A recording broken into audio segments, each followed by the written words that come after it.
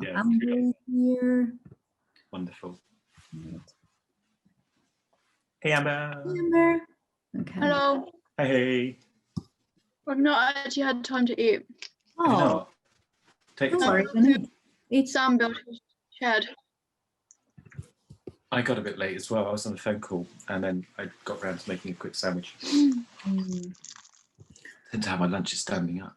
yeah, that's no problem. I mean, I think in a sense, I think it goes against the principle of this project to impose very strict rules. If people want to eat, they should be able to eat. Definitely. I don't mind, even, you know, ever since we started this live on Zoom, before I was very careful of tidying up the house and making sure to be pretty and all of that, but it's infiltrating in my everyday. So if I want to stay in pajama, I will stay in pajama. Sophia often goes to work in her pajamas. So she wears her like a t-shirt. So she's got Exactly. the official t-shirt, but downstairs she's wearing her pajamas. Exactly. Just why not? Definitely. Definitely.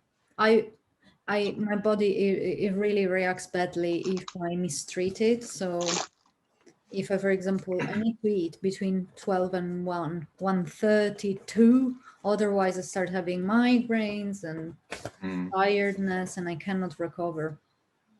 Oh, I just realized I don't have a glass of water. I'll be back in a sec. Okay, cookie. You right, darling? Yeah, I'm good. Good. I'm helping Sam build his workshop Oh, in nice. the garden. So he's got a 8 foot by 6 foot shed. So we're just putting that up. So every like lunch break or any time I get, I'm like straight out there, like quick. That's great. I'm probably not going to stay the full 4 hours, whatever, 3 hours. Yeah, that makes sense. That makes sense. Get that shed up. Get that housework done. Yeah. Yeah, I think I might buy myself. We have got a shed, but it's completely dilapidated. We need a shed for storage because we've still got stuff from when we moved over in the porch and upstairs in the rooms. So yeah, that could do with jigging about a bit.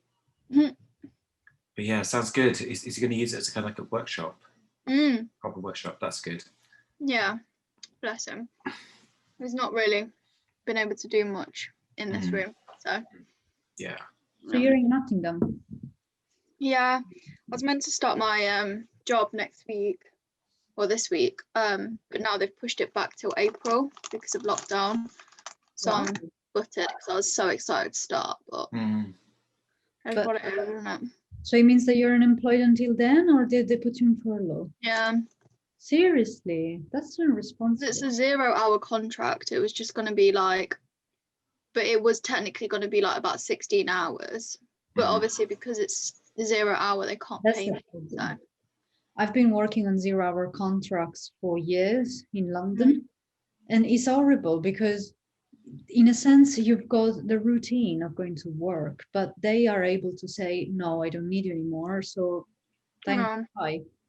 And they made me redundant on a job and I was there for 9 months only. And of course I couldn't have any redundancy. Oh, me right here. So yeah. Yeah, it's a bummer. Very irresponsible from all the like employers. We're talking about 0-hour contracts. I mean, the only reason I took it was because the job was something that I would like literally love to do. What is photography technician. So I'll be working in the dark rooms. I'd be in the photo studios. Yeah, NTU.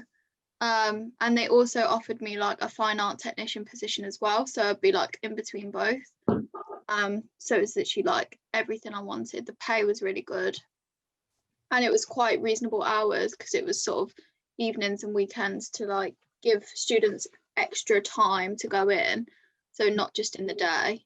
So I was like, yeah, doing that like 100%. But COVID. Because the university has got 0-hour contracts.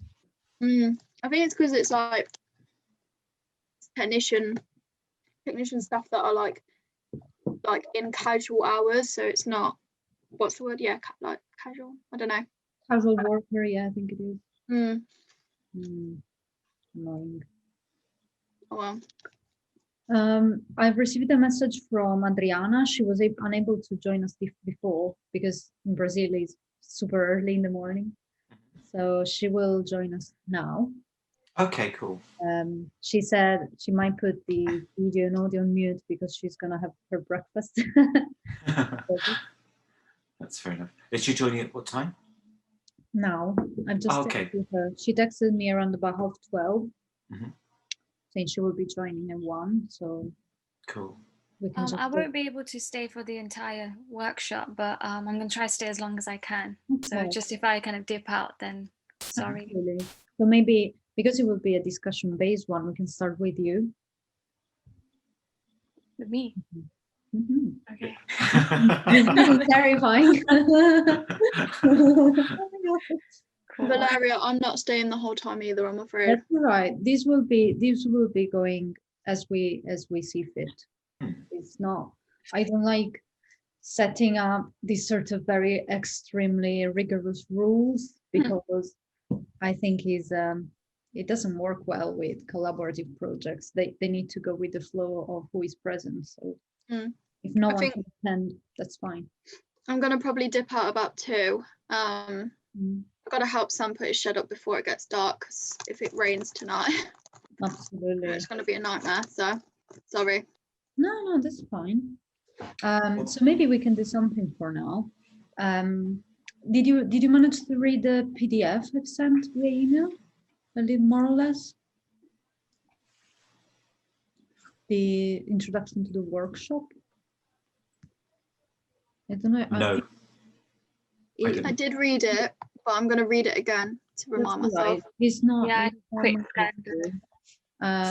So very generally, this session wished to analyze our rituals around menstruation, and my invitation was to bring the objects that are very important in our rituals of the first days of the period, or in general in our cyclical menstruality.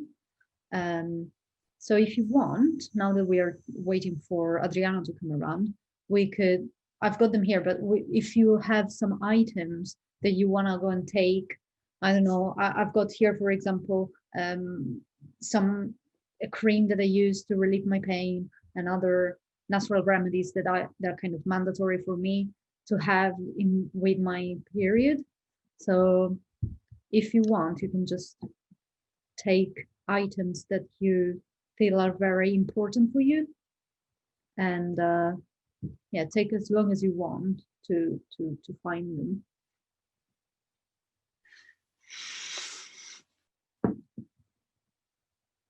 I have a hot water bottle somewhere, but I have no idea where I've thrown it. Down the side of the bed.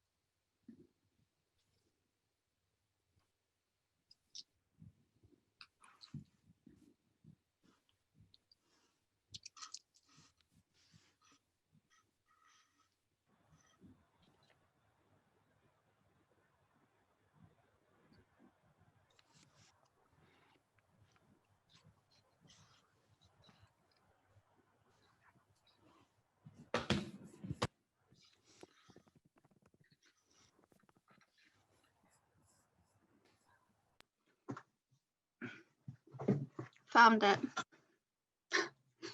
It's still got water in it. That's like how much I use it. Mine is super heavy as well. He had from yesterday. By the way, I think today I will have the period, so it's perfect. Right on time. I was just writing a little message for Adriana, should she join us later.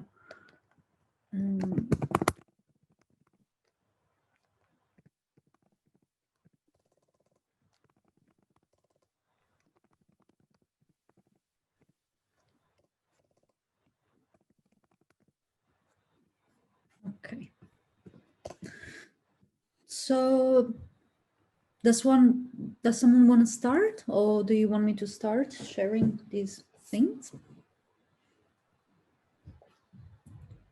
Shall I go? Okay.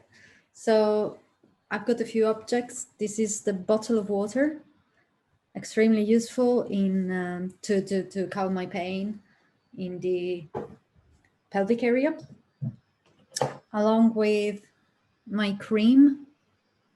This is natural remedy, homeopathic, very like with clay and other natural herbs, that it gives you a little gentle sense of heat so you put it around the pelvic area in the place that you feel pain. Like usually it's on the right ovary for me, around about there. And then I've got this. It's called moxa, and this is a Chinese remedy. It looks like that when you open the box. And I have to keep it in a glass because you need to burn it. It's like a cigar.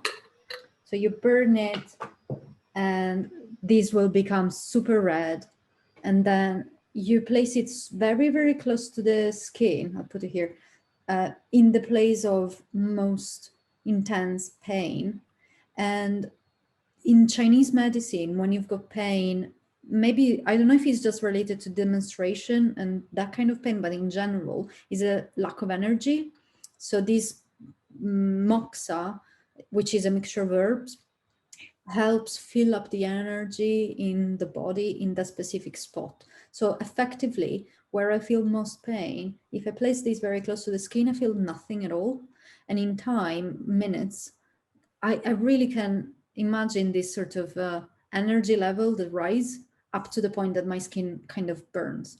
It doesn't burn because I don't touch it, but I move these around. It stinks terribly, so I tend not to use it unless I really have to, because it honestly is terrible. And then the last one is this is a magnesium oil, but this is a homeopathic medicine in a sense. So I had that, my homeopathist gave it to me as a prescription, and that helps calming the menstrual cramps. So this is my toolkit for menstruation, and also the painkiller, which I am not putting in this because I'm trying not to use it anymore. So I don't want it here today.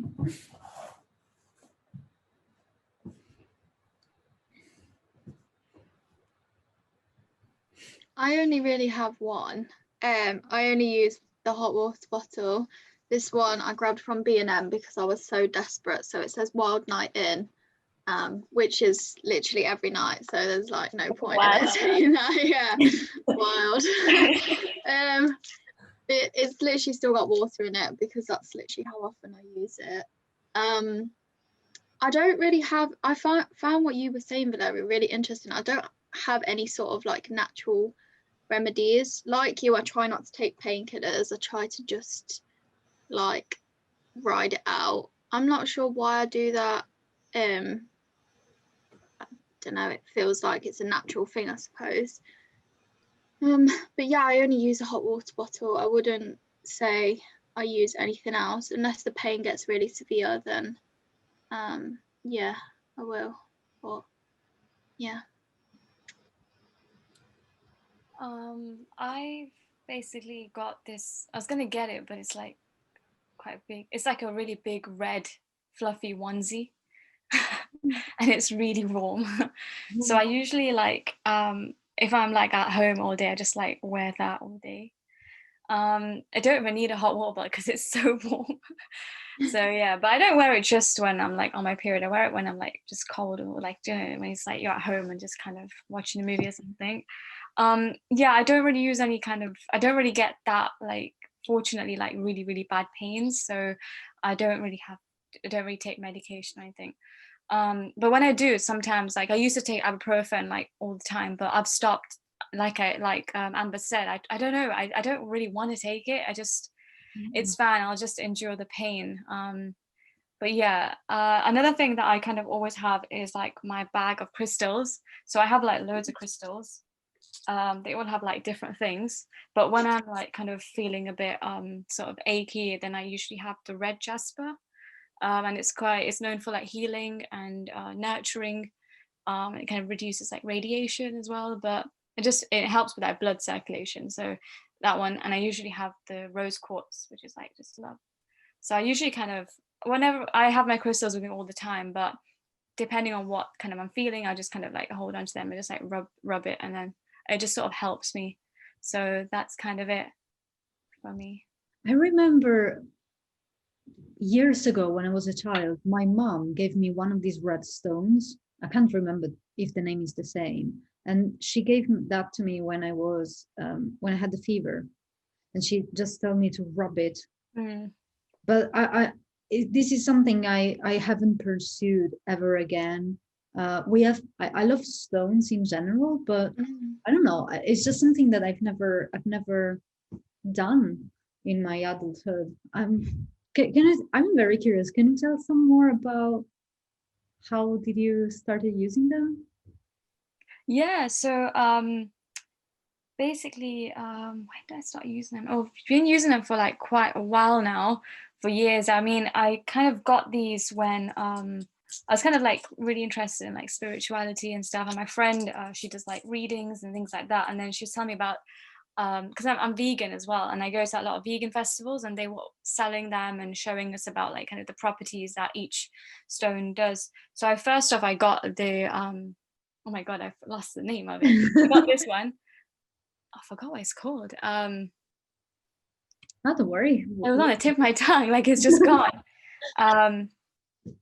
And basically this one just kind of helps to keep negativity away. So even if you're wearing a bandana, you could like put it inside here, and you can keep it like here, anywhere you want to. I keep them like under my pillow when I go to sleep, and then like in the daytime they're just with me in my pocket. But mainly I started researching into it, and I had like, when I had like really bad anxiety, then I would I have the smoky quartz, which really helps me. So what it does is I just kind of rub it, and it just kind of goes a bit warm, and it kind of just takes out all that kind of negative energy from you. And I've noticed that the color changes as well. So it's gone darker and it goes lighter sometimes. And yeah, I've got quite a few here. And again, they all have different properties, but I think everyone has their own ways of like, you know, coping with things. And for me, it might be psychological, I don't know, but for me it helps. And if I just need to kind of hold on to it tight and just grip it, like when I have panic attacks, then I even have like the Himalayan rock salt, which really helps. I have like a little, I don't know if you can see it, but like a Himalayan rock lamp there. Oh, I've got this too. Yeah, it's really, I just keep it on, and it just helps with the air and everything. So yeah. Jean was proposing the word onyxy for the rock. Onyx. Is the black one onyx? Onyx. No, it's not onyx. Is it tourmaline? Tourmaline, that's it. Tourmaline, nice. You write it down. Oh, sorry. Tourmaline, that's it. I've got them all written down, but yeah, that's the one. That's so interesting. And so do you feel some energy change? Yeah, it helps me a lot. It just calms me down completely. So yeah. You know, I think that in general, the brain and our mind works perfectly. So we are able to heal us.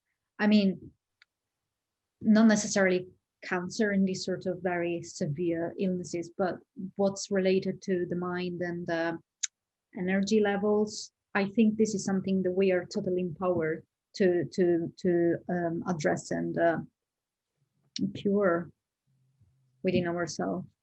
So yeah, I've been always, so in my family, my mom is a doctor and my father is a surgeon.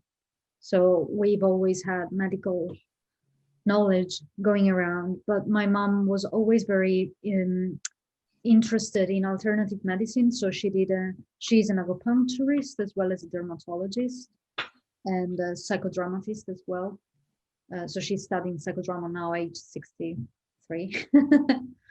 And it's very important. She noticed in her practice that alimentation and mental health, they really can impact enormously on our body and our energies. So yeah, I think Emily, for you, Amber, I'm saying, for you, I was thinking, because normal medicine and the GP, for me personally, they've been very, very unhelpful. And it could be that alternative remedies could at least bring you some level of calmness. Is quite hard. My homeopatist, for example, is Italian.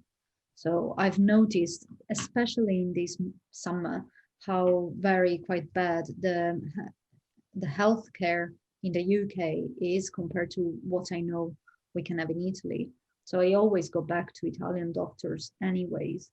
But I think, I don't know, maybe something natural, herbal based could maybe bring you some comfort. There is I found an homeopathic pharmacy online, is in London, and I don't know, maybe they could direct you to some practitioners here in the UK if you are willing to seek some help other than normal medicine. I think have considered it already, but sort of because I suppose I don't really know much about the condition that I have, because obviously, like I said, like it all happened quite quickly, and then kind of lockdown, and with the self-diagnosis stuff, I kind of don't like to do that because I don't want to say like, oh, it's really serious or whatever. So I've kind of just been biding my time, waiting until I can speak to a doctor, and then from there kind of just get a good idea of like what will help. Like I said, I've been looking at these PCOS awareness like pages and stuff, and a lot of women are talking about, like losing weight and eating really healthy and just sort of general health practices. But like for a lot of women, it is about losing weight, and that's what helps them with their PCOS. So I'm kind of like in a situation where I'm like, I don't really know what to do or what to try. I find that just like applying heat does work. So that's sort of what I've just stuck with at the moment. I've not really had a serious one for a few months. I don't know if maybe the stress of being in lockdown kind of, I don't know. But yeah, I definitely will want to look into it further. I just wait for kind of, more of a clarification of what or how severe it is in a way. So yeah, that's absolutely understandable. I mean, it's very, I've been in this moment of darkness where I was waiting for the GP appointment to arrive for me as well. It was cancelled, it was postponed and all of that, and it's just, it is not helpful. And even a phone call consultation could have been, for me personally, a good start to say, these are the symptoms that we are going to be looking at. These are the things that you for now can try and do, waiting for the appointment to come, so that at least there is some actions that I was prepared to do something, but instead of just waiting for this pearl of wisdom to just arrive. Yeah. Something I was thinking to do as a more active part of this session, it was to do a sort of archive of our rituals. because we all have some objects, initially I was thinking to do maybe some photographic archive or some digital photographic based activity to kind of collect our objects in relation of our rituals. So if we want to investigate this now, we could take photos with our phones or cameras, and I would really like to keep the chat going and the videos going. So even on our bed or whichever space we have next to us, we could just do this activity together in a very nice, quiet environment. Do you like the idea? Yeah, I think that sounds good. Brilliant. So I'm going to turn the computer a little bit, and I'm going to create a tiny little platform to take these photos somehow. And then, yeah, we can just have a little dialogue on what we're doing and all of that. So I'm in my studio here. It will be a bit messy, but it's fine, I guess. So I'll actually take the little camera.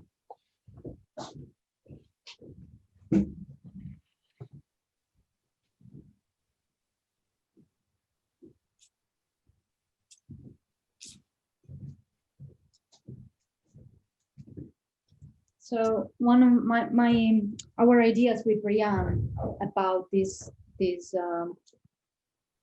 first workshop here, it was to trying to investigate how different people react or actually manage to navigate the menstruation.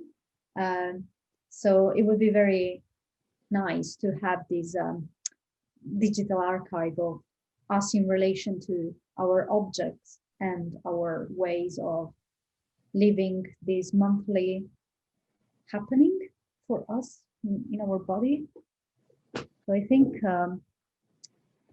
I might want to actually lit my moxa candle here, or stick. You feel free to just set up your space, and yeah, we just keep this video going sort of in a background in the making process. Mm-hmm.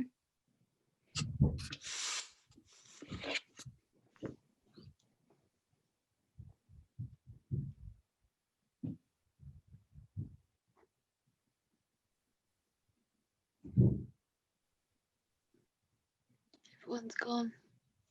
G, are you still here? Always here. I think I'm gonna do mine later because I actually have burn marks on my stomach from using the hot water bottle so much. Oh, So I think I might recently. take a pic. Yeah, so I think I might take a picture of that and Nice. send that in relation to this, but I'll do it when we're not on Zoom. Yeah, definitely. He's like, In your own private space. Good morning. Yeah, recently. Yeah, it was just on my belly, like for like 4 or 5 days, just constantly hot. Mm. I was like, oh, my tummy feels like really sore, and I sort of had a shower and I saw like I had like big raised lumps. I was like, what on earth has happened? And I realised I burnt myself. Are you using like the raw bottle? No, it was just even it's with with this cover, yeah. Wow. Just because of how often it was on, it was just constant. So wow. Yeah. Prolonged heat. Yeah. What's the topic? I was just saying to G that I actually have some burn marks on my stomach from using the hot water bottle for so often. I know last that. week. And I thought I'm gonna take a picture of that instead, but I'm gonna wait until a bit later on to do it. Yeah, when you've got the burn ups. Oh, it doesn't work. Oh, I actually literally just reached into my pocket to get a lighter for you, and I just why like instinctive. That's weird. Wow, that's a first. Yes. Oh man, it doesn't work. Well, Yeah. not being a smoker anymore, I don't have lighters. Mm. If that's a problem, I mean, if for any reason there is not going to be more gas in the cities, I won't be able to lit a fire. Actually, I do. I've got the matches. Matches and flintstones. Mm. Wow. It's really intriguing. I'll do some research for the project and share it with everybody as appropriate. So looking at ancient texts, the earliest Indian texts, they have no issue with going to the temple, a woman going to the temple at any point. Really? Not at all. It's like in most cases, it's the priesthood that comes along and kind of keeps themselves in their job. They kind of like say make all these rules about bad things, good things. And it's fascinating how many problems were solved in early literature and how they've been added onto. The problems have been created ever since, really. And then I was thinking about Mira's crystals, in that, you know, people themselves emit energy and vibes and all that sort of stuff, and then the crystals do as well. So maybe there's some truths or some kind of thing that, you know, when a woman is is menstruating, that they are giving off a certain type of energy that's the kind of thing the sacred spaces refer to, is that there's a certain kind of energy that's going to interfere with the sacred processes. That's their excuse. That's how they term it. But there would definitely be different kinds of energy being emitted, right, and being received as well. So it's kind of almost like a health protection, spiritual health thing. Not that I think it's anything to do with, like, you can't go to the temple, therefore. I've been reading this book ages ago called Good Vibes, Good Life by Bex King.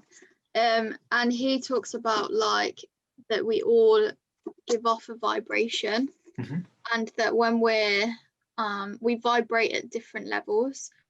So, you know, he was sort of describing it as a tuning fork.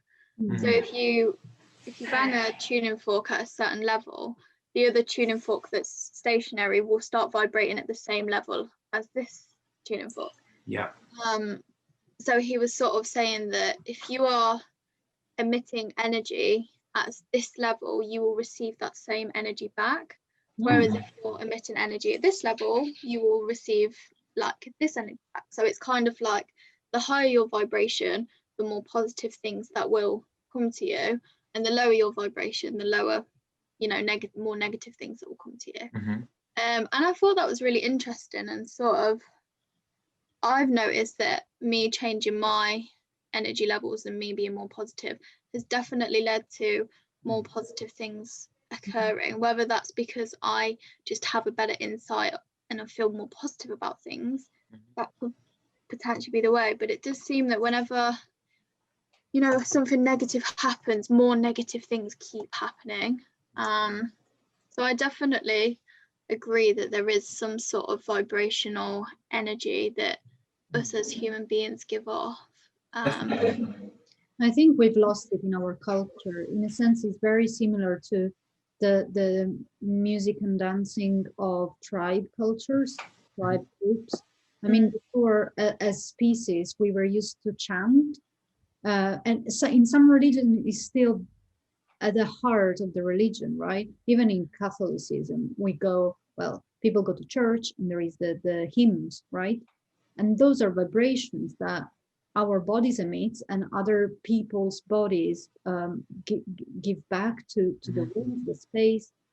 And I think we've lost it entirely. I mean, I've been doing, so yeah. I don't think we've lost, I think we've lost the ability to harness that understanding. We haven't lost the actual faculty, because we are constantly affected by vibrations. You know, that's why we have mental health conditions. Oh, no, I meant we've lost the habit as, like, I don't in the morning start singing to to set up the balance of energies. Sure. This is something I don't do. But yeah. Yeah, Mira, I was just saying about the Vedas and the early, there is no prohibition of women going into temples. It's a much later priestly thing, as ever is the case. Yeah. And that also, the other thing I was saying was about how energy is given off by the crystals that can benefit you, but also you give off an energy as well that is kind of recipient too. And maybe that's where the kind of priesthood, or the kind of, there is probably a spiritual truth in that when you are in a certain health condition, in menstruation in this case, that you are actually giving off a vibration that may be positive or conducive, or not positive and not conducive in different circumstances, because that's what they end up talking about, is that a woman menstruating will impurify the spiritual air. That's the bullshit version of how they talk about it. But there's definitely something being given off, and I think it's actually, the something about the crystals as well is that, I suppose if you believe in all of that sort of thing, and I've done quite a lot of reading on it because I am completely fascinated, is that the crystals actually need charging, and they need charging under sunlight or moonlight, and that is like, because obviously they hold so much energy, and once that energy has been taken away from them, they are literally just like crystals. They're just rocks. So those crystals need recharging through the vibrations given from the sun and the moon and the purest things in nature, basically. And then from that, once they're charged, then you can reuse them. So in like Wicca and all of that, that's sort of when they set up rituals, they always charge their crystals before, and then they do the rituals. So, and I think I have tried it. I have put a few crystals in the sunlight for like a few hours, and for some reason I did feel like I was getting more from them than before. I suppose it depends if you believe in that kind of thing, but it's quite interesting. Yeah, I usually like whenever it's a full moon, just soak them all in with the Himalayan rock salt with water, and just keep them overnight when it's a full moon, and that just kind of like purifies them and re-energizes them. So but I've been doing it for a while now, and I feel like it really helps me, like healing and everything. And like when I have panic attacks, it's like I get like a lot of sort of shakes, and like my hand shakes a lot, like my right leg and my hand shakes a lot. Sorry, it's just, I don't really talk about this, but what I do is when I like hold on to it, like it genuinely like calms me down, because I get like pins and needles in my face, but it actually just stops me from doing it. And I squeeze it so hard, like I get like marks on my hands. But I've started doing like things like affirmations, and like when it's a full moon, then you read your affirmations out, you can write them out and then burn it, all the negative stuff, you can do all of that. But doing affirmations, like I write things down, then I read them in the morning and in the night, really helps as well. Just saying it rather than hoping something will happen, but just saying it as if it's happened, that helps. Now we're getting into sort of spirituality. I also experience maybe too often sort of anxiety status in which they usually happen in the morning for me. I am lying in bed, I wake up, and there is a physical pressure on my chest, and kind of some negative energies moving in my belly, and my mind is like, it is as if there were thousands of thoughts rushing to be the first one to be listened to. So a tactic I've been using is to write still when I'm in bed, in my safe kind of space, write it down, problem by problem, point by point, whatever this very urgent thought needs to say, I've write it down.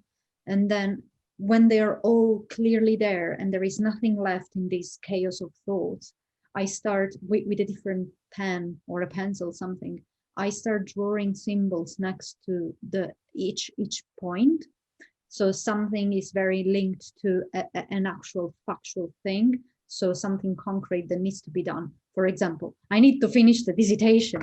That's physical. There's a square which can be resolved by an action, another square, or something that is just in the realm of my thoughts. So it's nothing that impacts, it's nothing physically happening to me, it's nothing that is received by others. It's just a little thought symbol, something linked to money. It's got the money symbol, so that later, instead of looking at the words, I look at the symbol and I try to resolve it in a more effective way. It's very labor intense, but that helps so much. And then it's like, I need an hour to do all of that. So in a sense, it's so much time lost or spent into this activity. But I have, now that I found this methodology, it's just best. It's good. It's time invested, I would say, rather than lost or spent. Yeah. And G, going back to what you were saying, yeah, it is a lot of like what these priests have said. Yeah. But the thing is that what I found is, just by talking to like family members and things, is like there's two extremes. There's one which is the kind of unclean, so you can't go, you can't be touched and that. And then one side there's like, oh no, you have to rest. Yeah. So it's like it's weird, you know. So it's like, oh no, that's why they used to keep women in one room, because they don't need to cook or clean. Definitely. And there's almost like a respect, well, it's not an almost, it's a definite respect and valuing of that, that, you know, the women were supposed to be the kind of labourers, if you like, in the home, domestic situations. And it was like, during that period, it's like, you know, you are not allowed to do that, not because of its, for your own benefit, for your own rest and recuperation.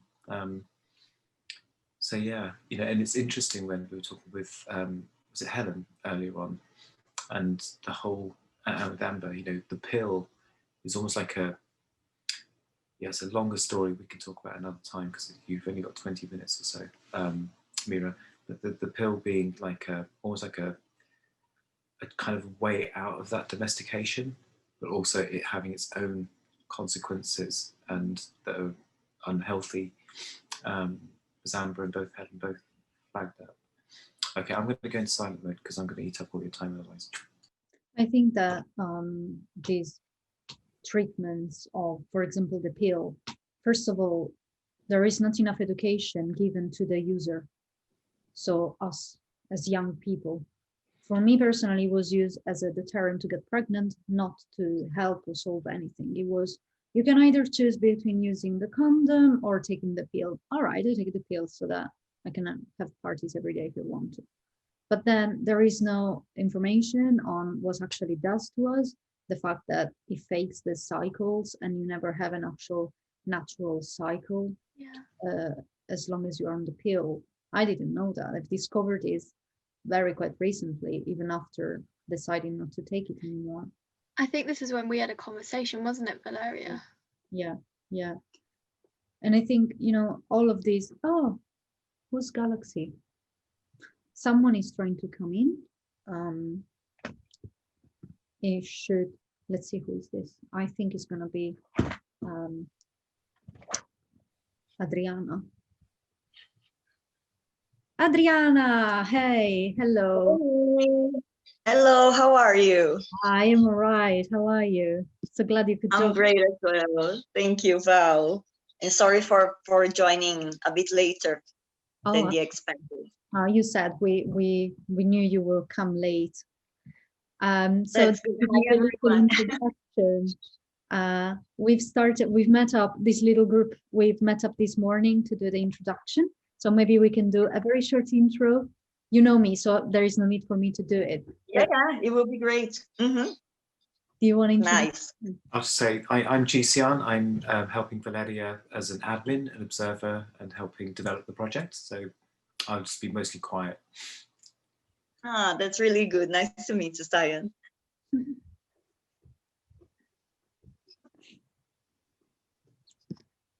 you want me to go next? Yeah, I was waiting for someone to.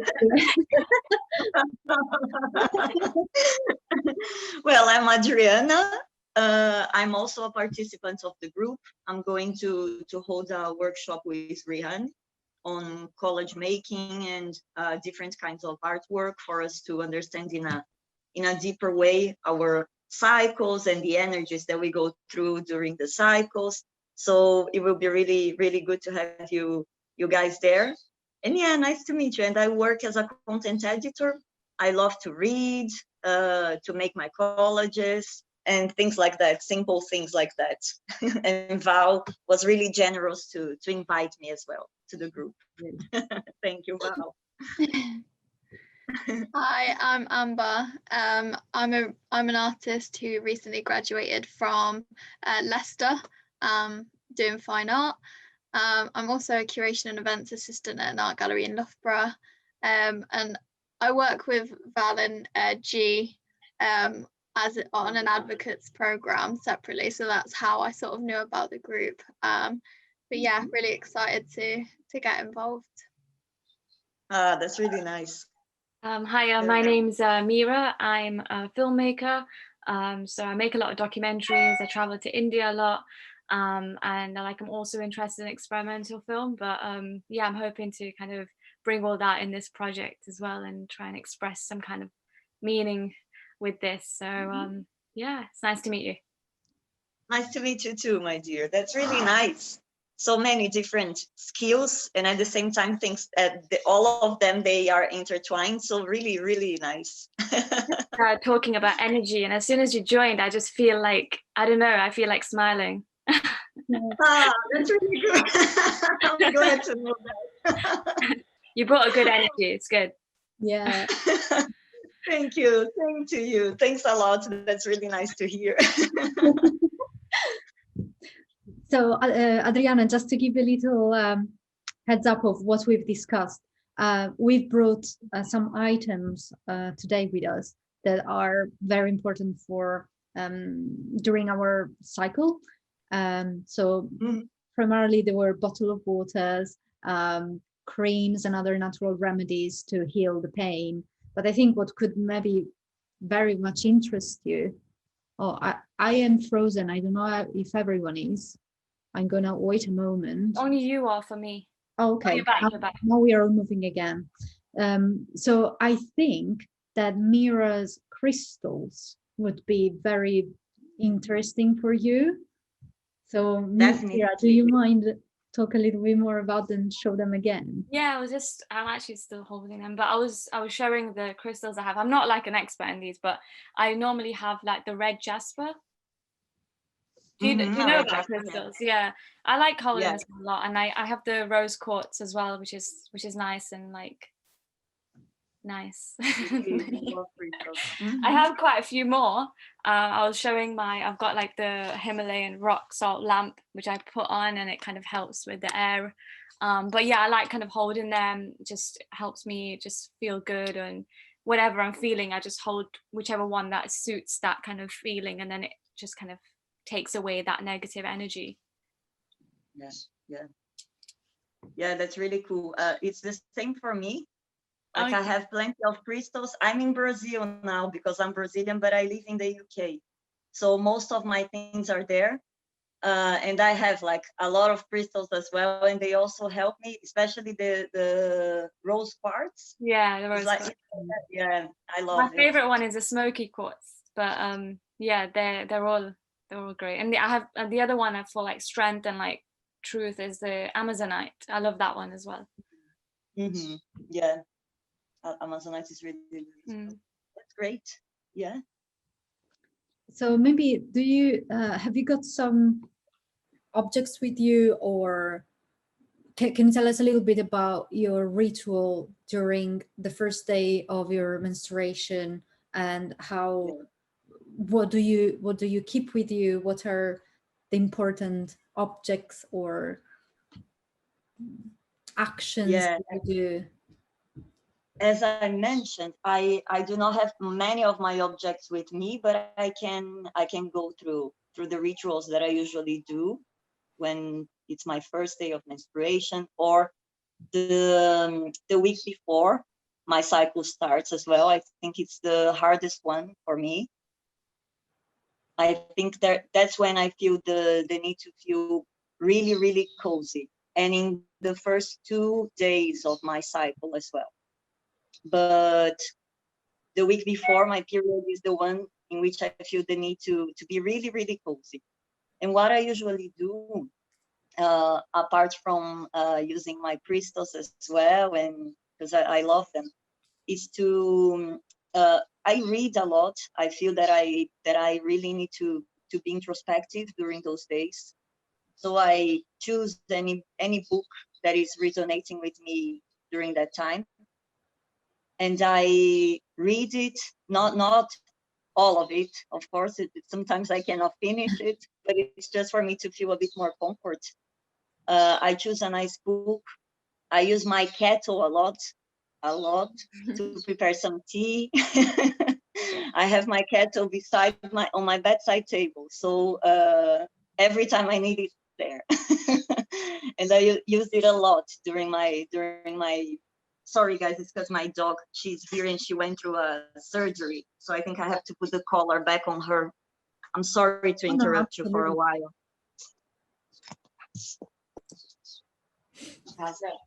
So it feels that all of us, we use this either the warmth of a blanket or water. Water seems the very one item, actually the very one element that we use, as well as I don't know if fire can be named as form of heat, but yeah, I think that the element of water is very predominant.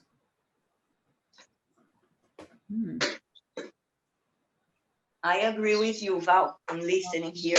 Yeah. Yes, here I am. Sorry. You are. It's because she was like scratching her ears and she cannot do that. Bless her. And yeah, I agree with you about the water element. Yeah. Because it's the like fluid, no? And as they say, like the moon, even the moon interferes a lot on the sea, on the waves of the sea in our body as well, because our bodies are like 90% water. So I agree, water is a really good element in this sense. This Mira, what you do with your crystals during the full moon, I think that's something that really resonates in a interesting. I mean, I'm quite very interested in that sort of action. It seems very powerful to wash the crystals in a moonlight sort of cycle. Yeah. Or is there why is it something that you do, or something that it's known in the field of crystals?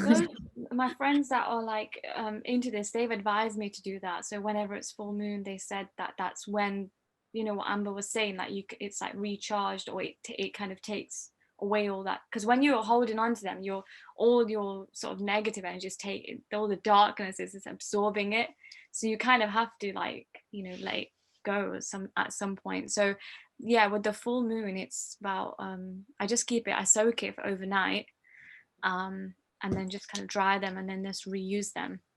But I don't know if any other kind of deeper meaning to it, but I just know it kind of recharges them. Mm-hmm. Maybe Adriana knows a bit more about that. I'm not sure. Is that right? Do you do the same? Well, yeah, what I heard is that it's like they recharge, like the sunlight and the moonlight. They clean the crystals and they give their energy back as well. I think this is one of the main purposes when we sunbathe them, or when we moonbathe it. Moonbathe. So yeah, I usually do that as well. I have a lot of some crystals here in Brazil, and they are outside the house, like in a flat table, and I leave them outside as well, just moonbathing and sunbathing, and whenever I need, they are already there. And to wash as well. I have read that like at least no, I think once a month is good to take care of the crystals and to wash them, even though some of them they cannot be washed, for what I was reading, but a few of them, just a few of them, most of them they can be washed. So yeah, it's really good. I think these manual activities, they are really, really helpful when it comes to our cycles. Yeah, and the ones connected to nature as well. Yeah, I think that this element, the tactile aspect of all things are really important.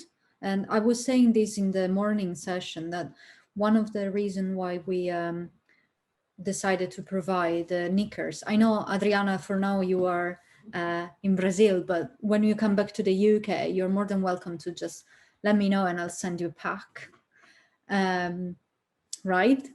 So I think that this being tactile, especially now that we are so much immersed in this online way of living, it's something that recenters a little bit.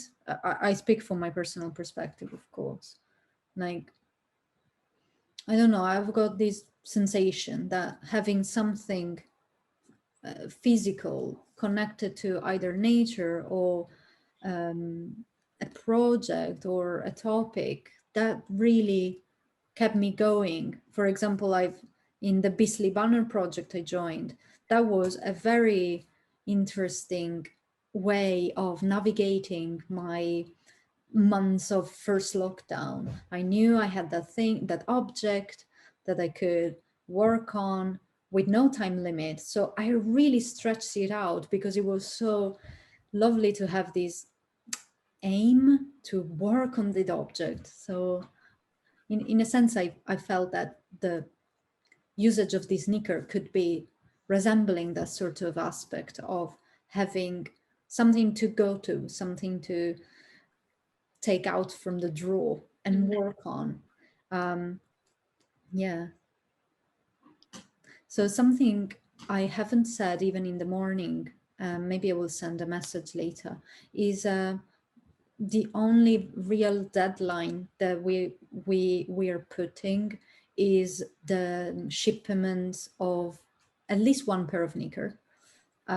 If we could all aim to complete one by the 1st of April, so that on the 1st of April we can send it out, so that in vision of if we will have a physical degree show, which is still a big question mark, I could bring them into the studio and start to finding a way to place them as a physical object in the exhibition. For the rest, we would like to just have digital or physical responses that you produce within this month, so from now till March. And I don't really know what to expect from all of us, because it's the first time that we are going through this process. But because I've started this journey by myself over the summer, I've started watching a lot of podcasts and videos on menstruation. There is a vagina museum that has a magnificent number of podcasts, which started my journey in creating these knickers. So in a sense, yeah, I feel that there is so much that could happen in the discussion of around menstruality, that maybe not everything will have to be placed on the knickers. Maybe some written words can come out, or I don't know, some assemblages, or a small understanding that some of us might have, and therefore an audio message. I don't know. Adriana, because you weren't here this morning, I think it's good to say that to you as well. On the website, we are planning to give every participant a space where to place all of their responses digitally.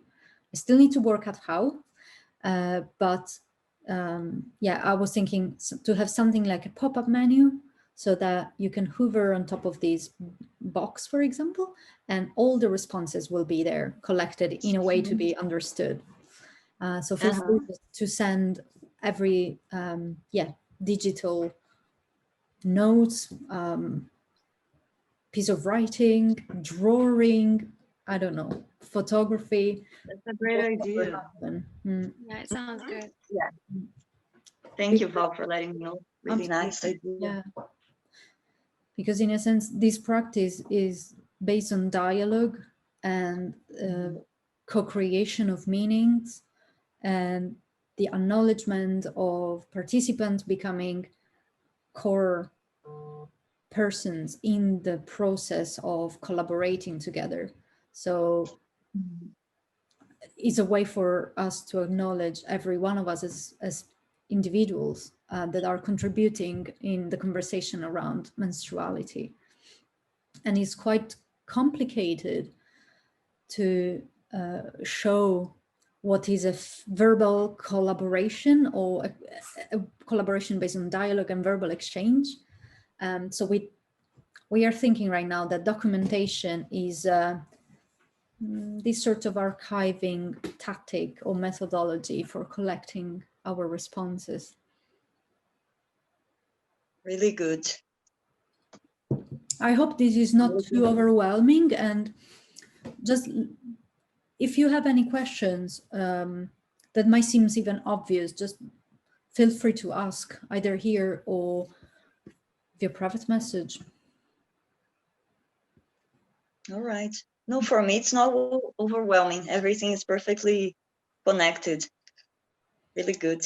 I'm looking forward as well to start the Knickers project. Let's see how's it going to be. I have no idea how mine will be as well. So let's see. Yeah, you see, I mean, I've made a few over the course of the summer, but they were my own input on things that I've heard, researches that I've been doing, but I don't know what's going to happen now for me. So what my response will be, what can come out of it. Of course, I have a lot of administration to do, as well as being the maker of some knickers or some responses, but I am certain we are all using creativity in a way to voice our emotions and our sensations and beliefs. So something will definitely come up. And it's really interesting. Like, I think when we are preparing ourselves to participate, to take part in every ritual, I would say, and this will be a ritual as well. Even though we will be like, I will be in my home, you guys will be in your home, but then we will share what we came up with. But when we are preparing ourselves for a ritual, I think we're really getting into the vibe of the thing, and we start even to listen to things like, you could take this and this and that, and then you can assemble everything together. It's really nice, like the process of getting in touch with the ritual that you will take part. I think it's such an important part as well of the creative process, and it makes really good. Valeria, it sounds like you're becoming a priestess. Oh my God. I was just slightly conscious that Mira said that she has to leave at 2 o'clock, or whether that's still the case or not. Yeah, I didn't want to like interrupt, but yeah, I do have to go. But it's been really good. Like, I'm looking forward to the next ones as well, and it's really nice to meet you guys. It's exciting. Oh, thank you so much for having the time and join us in this conversation. Amber, I'll take some photos, so I'll send you that. I'll send you that in a bit. Feel free to just experiment even in the days to come and just send the emails, the photographs. I don't know if you know about this. What's it called? Filemail.com. This is a free, it's like WeTransfer, but it can ship much bigger files. And even if your internet fails, the file will remain dormant online until your computer connects again. What's it called? I've sent it in the chat. It's called Filemail. It's free. You don't have to submit or anything. I can't see in the chat. Oh, you sent it privately. Oh, right. Yeah. Pardon. Filemail.com. Okay. So it's free, like WeTransfer, and yeah, files will stay for a week to be downloaded, and it's brilliant. You can send massive files from there. Yeah, that's good for like videos as well. Yeah, absolutely. That's used in the film industry when they are on location. Yeah, usually use WeTransfer, but obviously it's only up to like 2 GB. Mega. Yeah. Giga. Yeah. This is I can't remember, 10 or something. Oh wow, that's great. It's massive, brilliant. Yeah. Okay Thank then. you so So much, Valeria, and thank you so much, and I look forward to seeing you guys again shortly. See ya. bye. Nice to meet you guys. Amber, when do you have to go? Yeah, I said 2, so I am gonna dip out. But I didn't want to interrupt Mira. Oh no, absolutely. Yeah, so with the knickers, are we just starting messing around, experimenting, just doing what we feel like, Absolutely. responding, I suppose? And one thing I want to mention is that it's not just one. You can make as many as you want. Send us whichever you want. And in general, I think that our desire is to ship them back to you all because they're yours. So they will be physically placed and then sent back to you. Okay. Generally, cool. So unless you want to donate them, we'll see all of that. But feel free to use either your materials, the materials I've sent you, old pair of knickers, whatever you want, and don't feel constrained to use textile based only. You can do whatever you please. Okay, cool. Be a layer of things as you want, really. They're yours. Thank you. I've got a few ideas that I've been thinking about anyway. So. Oh, absolutely. Adriana, we can remain. Okay, Amber. Do a pinhole camera. I'll see you guys later then. Okay. Enjoy your day. Bye. See you. You too. Nice to meet you. Oh, that's brilliant. Adriana, shall we do the conversation among the two of us? Actually, the three of us with Gia. Yeah. Yeah, certainly. Right. So you describe a little bit your ritual. I can give you some of mine. So usually, as I've started feeling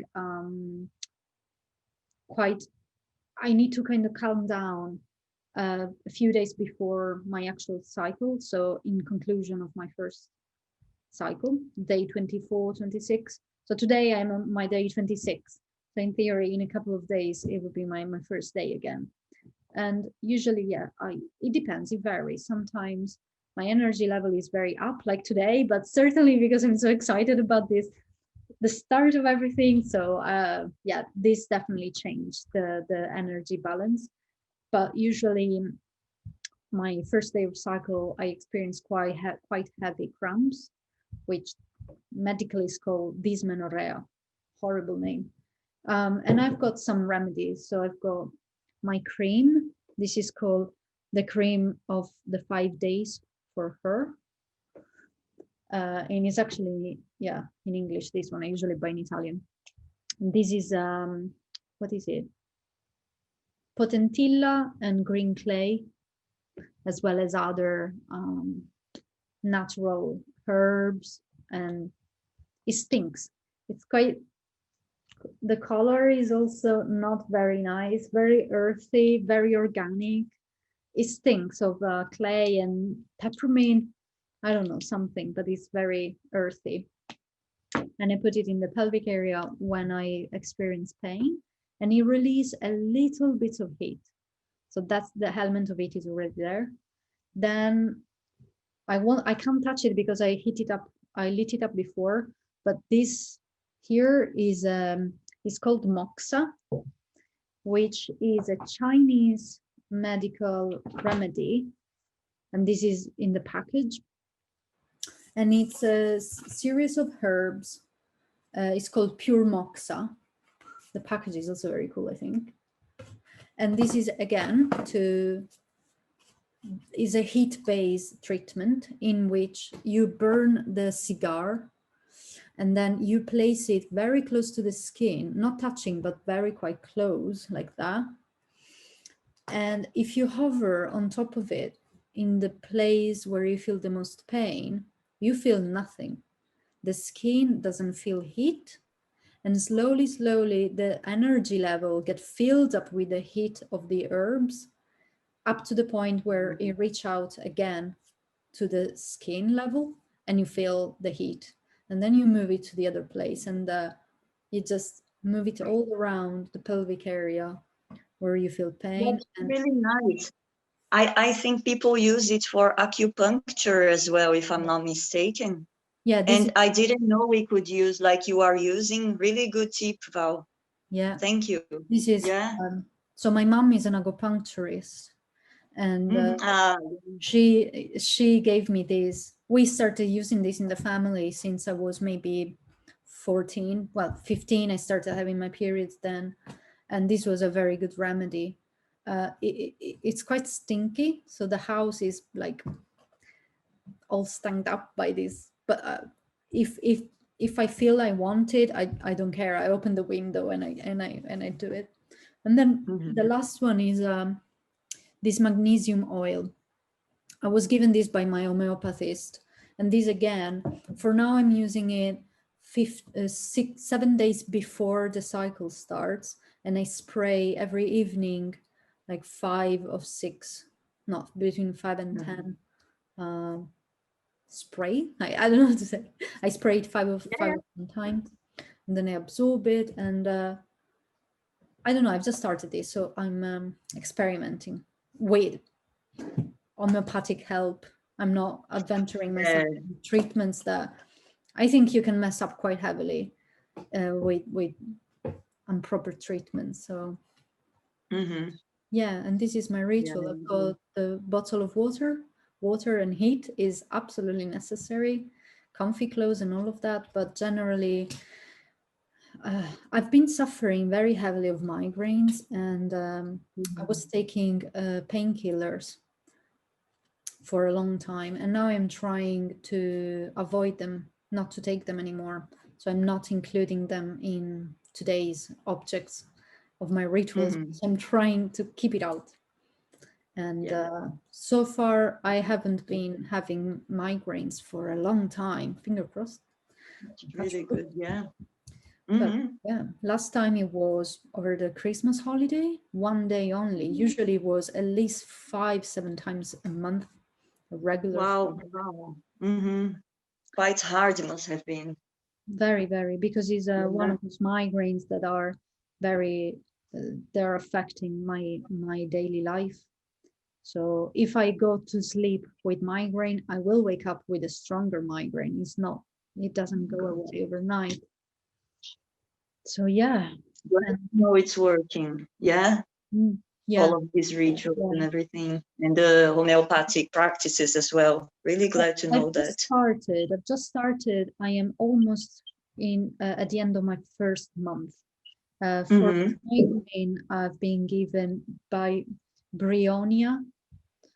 I don't know exactly I know that the function is to stop the migraine from happening when the aura is arriving. So as soon I've got this aura, I don't know if you're familiar, it's this sort of feeling, feeling of migraine. So I start feeling as if I had a disc of very gentle pressure, then starts tidying up, and I start taking the Brionia. It didn't work the first time, but I believe that these sort of treatments, they take time to adjust, because before I was just using the painkiller to pose the pain in this very invasive way.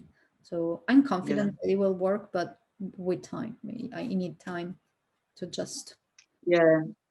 It takes a bit of time, I think. It's we learn how to be patient as well in the end, which has to do with what you were saying about the online environment that we are living, and how important it is for us to slow down our paces and everything. Yeah. Really good to know. Yeah, I think that there is a dual situation in this being at home and working remotely. The very good thing is that we don't have to rush into the workplace, so we can, I don't know, maybe wake up a little bit late, or working half in pajama, things like that. But on the other side, there is no boundary or limit. There is no defined edge between work and home. which in my case right now is just related to study, which is kind of fine, but I've limited my study space in one room because I don't know, I don't like being in the same room all the time. Yeah, and to rest and do your job, your to study in the same place. I understand. Yeah. I feel the same. Like even though I'm not rushing to go to the workplace and things like that, I feel that I have been working more than the usual because I'm home. So it's like, okay, no, let me just finish this thing here, and then I will turn the computer off because I'm already home, so I will not have to get back home, you know. So in the end, if we are not careful, I think we end up working more than we usually do. Yeah, I recognize this. Even my partner, he works from home. He's always been working from home ever since the pandemic started in March, or the lockdown actually happened. And honestly, in all these months, he was able to come down for dinner and finish at 5:30, as his contract said, maybe 10% of the times, because all the rest is always half an hour more. He wakes up, he actually starts reading his email half an hour before the actual working time so that he can get on with work at 9. So effectively, people are working way more, way longer than they used to from the office, because at 5 or 5:30, people were actually leaving the place and nothing was stopping them from just leaving things there. Well, now we receive phone calls sometimes at 7 in the evening for, I don't know, touching up the last edit or sending a file, stuff like that, that at the end they hook you on the computer for longer. So yeah. And even during the lunch break, I have realized it. For example, if I was when I was in the office, me and my colleagues with whom I have more connection and everything, we used to have lunch together, and it was a bit of a relaxing time from all of the work that we have already done, and we were preparing for the work that we will have to do after lunch break. Now I feel that when I'm home, I have to rush because I just have like 30 minutes lunch break. So I feel that I'm constantly rushing, you know, because I don't have any company with me. So I have to focus on preparing the lunch, on eating it and getting back to work. So I totally get what you're saying. Yeah. Absolutely. I've started using some tactic, like I don't do this every day because it's exhausting, but when I've got the evening, say that I need to cook something that requires very long time, I cook more meals in that moment. I cook like 3 types of soups that then I put in the freezer, so that I've got lunches or dinners ready to be just defrost. So it's weird, isn't it? That although we are at home, we don't have time. It's really weird. Yeah, paradoxical. It's really weird. And I think that this is impacting on, as I said, because I'm studying for now, it's not exactly the same. But sometimes I've got many lectures happening on a day, all online. And then meetings to do with Wombenhood and other things, events in the evening. And I literally don't stop, meaning I never leave this chair and the Zoom room. I've gone from meeting to meeting. And that's why I think for me, I've been collaborating in many projects from April to the summer, and having this bag of things to do has brought me so much peace and calmness, knowing that I can now finally focus on something else, manual, something that brings me away from the computer for once. I felt this between, I think it was from the 30th of December. I was calming down because I was going to have a break from work. And I mentioned this ritual preparation that I was talking about, the ritual prep, because of the womb blessing that I have mentioned to you. Yeah. And I realized how good it was for me to prepare myself for that, for the moments that we were going to be together online, of course, in Yes. that ritual. So I was like, the whole day, even though I had worked, I was feeling calmer because I was feeling already connected to what was going to happen at night. And I had to prepare like an altar and things like that, just for us to be in a cozy space as well. And it was so good. And I was like, my God, I thought I had lost the capacity to connect to something subtler, you know, because I'm constantly rushing and constantly thinking about work and okay, I have to pay bills and things that everybody needs to do. But it was so pleasant to realize that I was still able to connect to something different, you know. You know, right now I've started doing, I found myself to do another ritual, not linked to menstruation, but I have always had a very hard muscles pain here in the shoulders. So I started doing exercises to acquaint the muscles to be again flexible.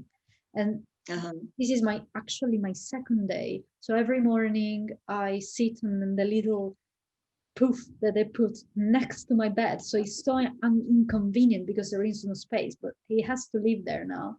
And I sit there and I do my exercises that are like pressing on the wall and breathing and putting the chin down, so to stretch the muscle in the back, and then others to move the arms to do some activating the muscle and tiring them so that during the course of the day they are too tired to be in a bad posture. And that, although I've just started it, it's so relaxing. And including in this practice, there is a 5 minutes of deep breathing, not meditation linked, not linked to meditation necessarily, but they just say, do 5 minutes of deep breathing, like only that for 5 minutes, and then you can start your day. This is absolutely nourishing. It is, because when we are really anxious because of our daily lives, I think we even forget to breathe properly. Oh yes. I realize that in myself, like when I feel tense or something like that, I realize, oh, I need to breathe properly because I'm like getting stiff, you know, like because I'm not breathing properly. So it's really interesting how like the most basic human stuff, they can be forgotten if we are not like breathing aware. Absolutely. Yeah. We are, as a culture, I mean, I'm talking for me living here in the UK, there is no incentive from, I don't know, the place I live in to sort of connect with the body in this sense. But I am now actively seeking this out. And, you know, since I have started researching menstruation and these fields of menstruality, so many knowledge has emerged, not just from within myself, but it's like I'm calling from external inputs to arrive, or maybe I am more perceptive in noticing them. So you feel, I hope that this process of being discussing together and creating meanings together in the group could bring some benefit to us as individuals. And maybe, yeah, I was saying before, one of the aims is to bring some level of social change, which is maybe not necessarily right now linked to changing working policies. It could be to do with being able to manifest and feel part of this space in which to discuss our cyclical happening of menstruations, something that not everyone is able to discuss either. I don't know, maybe they don't speak about this in their families, or it's something that is lost, or maybe was never there. I agree. And just to share like simple things, we were sharing our rituals, for example. This is so nice, so nourishing already. it's something that is so simple, but I think we do not get the time to do that. Sometimes we do not have the right people, right, between quotes, but you know, yeah, sometimes people simply they don't have with whom to talk about it, as you were saying. And it's so nice to have this kind of space. I agree. Yeah, I agree. really nourishing. It's going to be lovely. It's already being. Yeah, I was thinking, I really like the space that I'm creating, and probably will be using this as a sort of, you know, my space for talking about womanhood, right? And I don't know, I feel that something is missing. Maybe some light, some candles. Probably me. Hey, G. I'm missing. It's really weird. It's really beautiful because I think the conversation has made the space for me to say this now. I've been sitting observing because that's my role today. Valeria knows that I talk a lot and I have a lot to say about lots of different things. And I feel as though what you're saying in this moment is that, you know, this not that I'm the thing that's missing, of course, not that I don't have an ego to say that. More the case that there's a set of ideas that I might be able to bring to the conversation, which I won't necessarily do now. I think there's room for us to have a discussion about it. But you're absolutely right, Adriana, this sense of we do not get to talk about these things. And or rather, we never find out how much these things mean. That's the really important thing. This is about shared meaning and finding meaning between us. And it's only through having conversations that we might even find out that somebody else is even interested in this, right? But I think there's so much meaning that has been uncovered.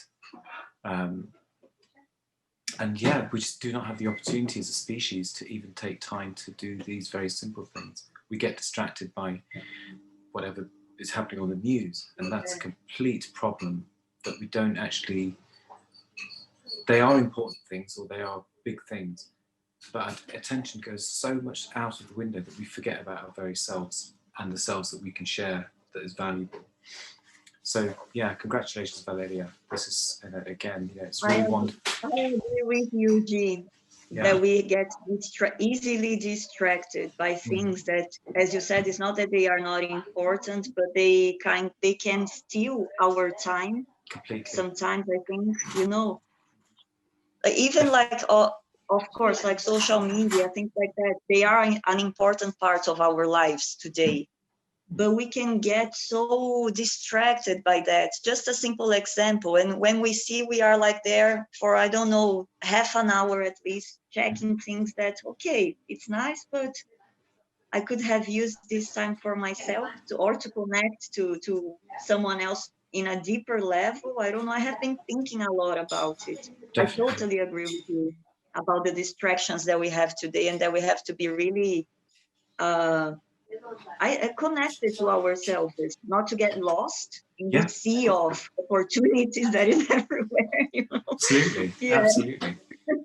No, it's so important. Another thing I think it's at this very moment missing is so I didn't introduce in the first meeting of this morning. We introduced the terminology that we use within Wombenhood. So we've got the primary party that are the menstruals, as we call them. So all of these people that will experience, have experienced, or are experiencing menstruation. And then the secondary party are those who cannot experience menstruation. So for example, G, he cannot experience menstruations. But his role is quite important as well within the conversation, because change cannot happen if only one of the two parts is discussing together. So our invitation was absolutely also for the secondary party. And in fact, in the group of participants, there are two people from the secondary party who sadly they were unable to come today. And I think I would really hope that other I don't know if I can say exponents of the secondary party could join the conversation. And I think my work, my role as a practitioner in this specific field is to find the way to invite them and to create this environment that is, yes, nourishing for the primary party, but also for the secondary party. So this is something I am looking into, on how can I create this environment. As a suggestion for that, this is a kind of thought or process that I had. I never followed it up because the opportunity didn't arise. Adriana, yeah, Valeria knows. So I made a performance. I don't like calling it performance because it's really an autobiography of a collaboration around anorexia and body dysmorphia. And I performed it once, beautiful effect, and then I did it another time in a very small location. The idea was that it's about womanhood, essentially. It's called Daughter. And what I was going to then do as a thing to go forwards is to invite people, and most people who attend it would be mainly female with eating conditions, is to invite them or have them buy tickets, but they would have to bring somebody that they trusted and would feel comfortable about, but maybe wasn't as knowledgeable about the subject matter.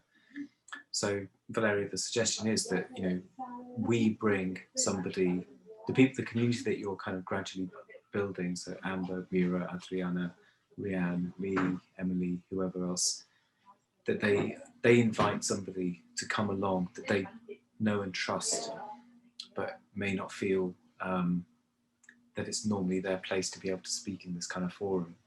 So we kind of grow a community through a family and connections of trust, as one a suggestion. It is nice. It'd be less rare. It'd be more rare. People respond to an open invitation through social media, because obviously it's a woman's thing. I'm not going to talk about. So you build these kind of communities of trust. And I know that you had some interest in people that have completely come from random sources as well. So keep that option open. Yeah, just a suggestion. That's a beautiful one. Peter, yeah.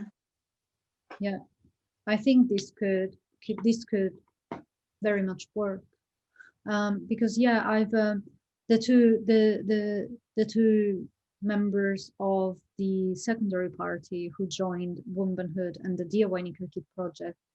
They so one of them I know because he's a friend of mine. They live in my town, and the other one was someone I didn't know, that simply shared one of my photos of that I did in September for the soft launch. And that was a very unusual thing for me, to see that a man was sharing my content. So I immediately texted him through Instagram, thanking him for sharing. And that was, I thought, to be very gentle in the invitation. So to make sure to allow this person to be free to decide how to interact with me. And the first question was, I didn't know, the first point that he made was, I didn't know if I had the right to say something or to participate. So that for me was immediately a very good response. But I understand that there is an element of disruption or a kind of wall that probably the topic is already making, being a taboo, being only relatable, apart, seemingly only interesting for people that experience menstruations. So I think, yeah, as a practitioner, I think it's my duty of finding a way to invite people, not the other way around. There's a lovely in the logo that we have of the, I like the arsehole, the the star Mhm. of Oh, this 3. one. Yeah, it's the junction of 3 lines, and it kind of, I mean, a lot of my work is in triangles, so a lot of my theory that I write is in triangular and tetrahedron 3-dimensional forms. But as you were saying, this person, there's a curiosity. They have a curiosity to be involved, but they also have a caution. So they're quite cautious about being involved. Yeah. But there's a third C, which is they actually do care. So it's a really lovely combination of curiosity, caution, and care. And I think that's a really lovely test of trust. This, if somebody kind of expresses care, caution, and concern, and curiosity rather, they're probably going to be a very sort of a correct kind of person to be involved, because you do get the crazies, not the crazies, so it's a really poor term. You do get people who are coming in for, let's say, the wrong motivations or unhealthy motivations. So yeah, building a solidarity through this kind of community of care is an interesting process. So organic as well. Feels like that connecting honeycomb that we have as a system as well. Valeria, I think I might have to leave shortly. Really? I have, So much for... It's been wonderful, always is. Adriana, I look forward to meeting you again. It's been lovely to meet you, and if we don't ever meet again, lovely to meet you, G. I loved the 3 C's that you mentioned now. I'm writing here. Curiosity. Wonderful. It's so beautiful. I feel like I've done something today now. Oh, yeah. I've communicated and connected meaning with Brazil. Wonderful. Oh, that's lovely. I hope we get to meet in person at some point. That'd be wonderful. It will happen in the future. Definitely.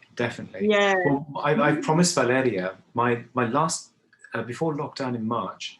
My last engagement was to come and see Valeria and her exhibition in Northampton on the 20th of March last year. But then lockdown was approaching, and we thought maybe not risk it, and then it did happen. Yeah. And I then promised Valeria the next time I get to come out of town, I'm coming straight to Valeria's, because that was the last time I was supposed to leave town. So it will happen. It will happen. Let me know, guys. Let me know. Definitely. The day we can hug. The day we can hug, that's the time for me to meet up. Definitely. Because otherwise it's like, hi, it's awkward. Neither this thing. Don't touch me. Disinfectant spray. Well, you feel like diseased or something. Yeah, like lepers. Wonderful. Okay, ciao for now. Ciao. Thank you, G. Nice to meet you. I was thinking. Everybody's so lovely, Val. It's so lovely. Sorry. I know. I think this will be a very gentle, tiny community that is like, so exciting. Yeah. I need the loo. So can we do it just a very tiny break, and then I'll be back. Of course. And then I need to refill the water. So no worries. 5 minutes. We can keep this going. It doesn't matter.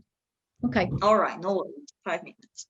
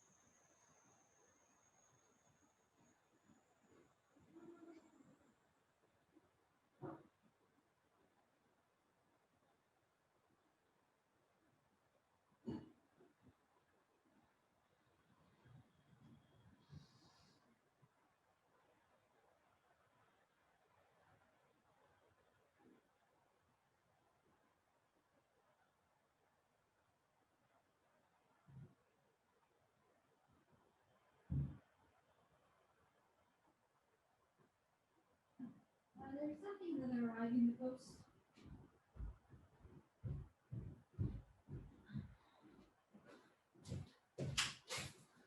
Nice.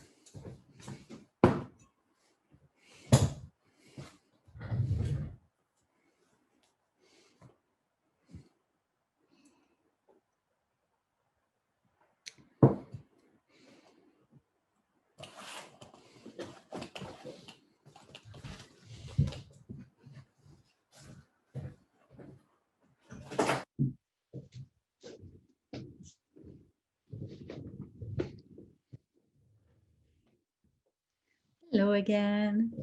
Hi. Hey. Yeah, it's going to be really beautiful, Val. Really. Like, I think everybody, like the people that I have met, everybody felt comfortable and connected, I think. No, that's what I'm feeling, at least. It's a very nice kind of group that is formed, because in a way, either I knew some of them and some of the people knew each other already. So for example, Mira and G, they knew each other before, and G didn't know that Mira was going to be here today. Oh, and Mira is here. And then me, Amber, and G, we are working together on another thing. So we've been meeting since. Even you haven't met, well, yeah, you have met Rhianne, but I mean, not today. But Rhianne knows G, and yeah, so it's quite a nice. That's really good. So not everybody lives in Northampton, right? No, some people live in Manchester, but yeah, I think the East Midlands seems the most predominant part. And then yeah, but all UK or that kind of live in the UK. That's beautiful. Yeah, very, very nice. So I was thinking, because you missed this morning, do you want me to guide you in the on the website, so I can describe you a little bit how you can move around that? Yeah, the thing is that I am in my phone. I'm not in the computer. I can share my screen. Let me know. So that's great. Yeah. Yeah. Let's see if I share the screen. I can see it. Can you see the page? Yeah. Brilliant. So no. On this Zoom chat, there is the link to the email. No, the link to the web page. But you will find it everywhere in our emails as well. Yeah, I think in the files that you sent as well. No, it's written there. I will put it in every sort of exchange that we have, so that is always there. Yeah. For some reason, I think that the background image is too heavy, so it needs time to charge. So everything will be placed on this very page of the website. There is an intro about who we are, an invitation for both audiences and us participating in this DIY Knicker Kit project to the open-ended space, which will happen every Monday. And this is an opportunity for external people to Wombenhood and our project to ask questions about what we're doing, talking about the field of menstruality, and for me as a practitioner to how to engage with audiences as a dialogue-based practitioner, which is a very new field of art even today. Also, I'm basing my dissertation on this topic here. So it's all an exploration that happened in the last year, really. Feel free to share this with whoever you think could be interested in joining. We are gonna make an Instagram page, but not right now. I don't want to spend too much time on Instagram because it's too much time consuming, and I want to give time to us as a group. I understand. Yeah, right. a little introduction that will say pretty much what I'm saying now. This is It's nice. The website is already with more resources, no, than it was because I checked when you guys sent me the documents. I was like, let me check the website, and now I'm seeing that you guys are like including more information and everything. So beautiful. It was very clear in our mind how we wanted this to be. So we spent quite a bit of time of like not planning, but doing brainstorming on the structure of this website. So we knew the content, but we didn't have the content. So now it's almost finished, but it will always be an ongoing project.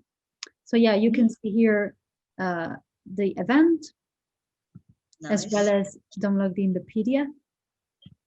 And here is the DIY Knicker template, or sorry, the pamphlets and the printable templates. So if you want, you can start with those. You can download. This is one PDF, and I also made this one to be all printed in an A4, so that you have even less paper to be used. And again, PDF to be printed here, downloaded. About us, who we are, about the Knicker project. And then this is basically, I think we've talked a little bit about this. We will have probably a degree show at the end of May, beginning of June. And I needed to understand how to present dialogue-based practice. I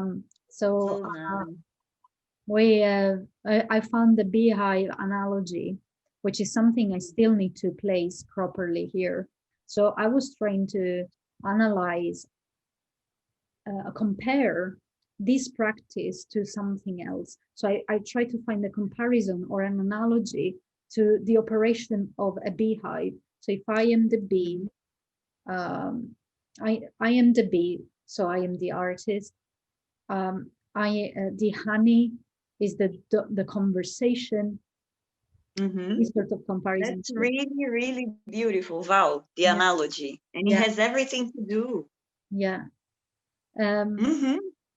Yeah, everything is, I wanted for this to be, I don't know if it's too much to say, but a kind of a way of life, a way of approaching, because I really think that art should function for the society. It shouldn't be some egocentristic, self-focused action of creation. I mean, that there's space for that, but it's not what I feel is important for me as a practitioner. So I needed a kind of shape or a form onto which embed all the many responses. So the beehive is perfect. So for now, it's just a still image that you can zoom in and zoom out.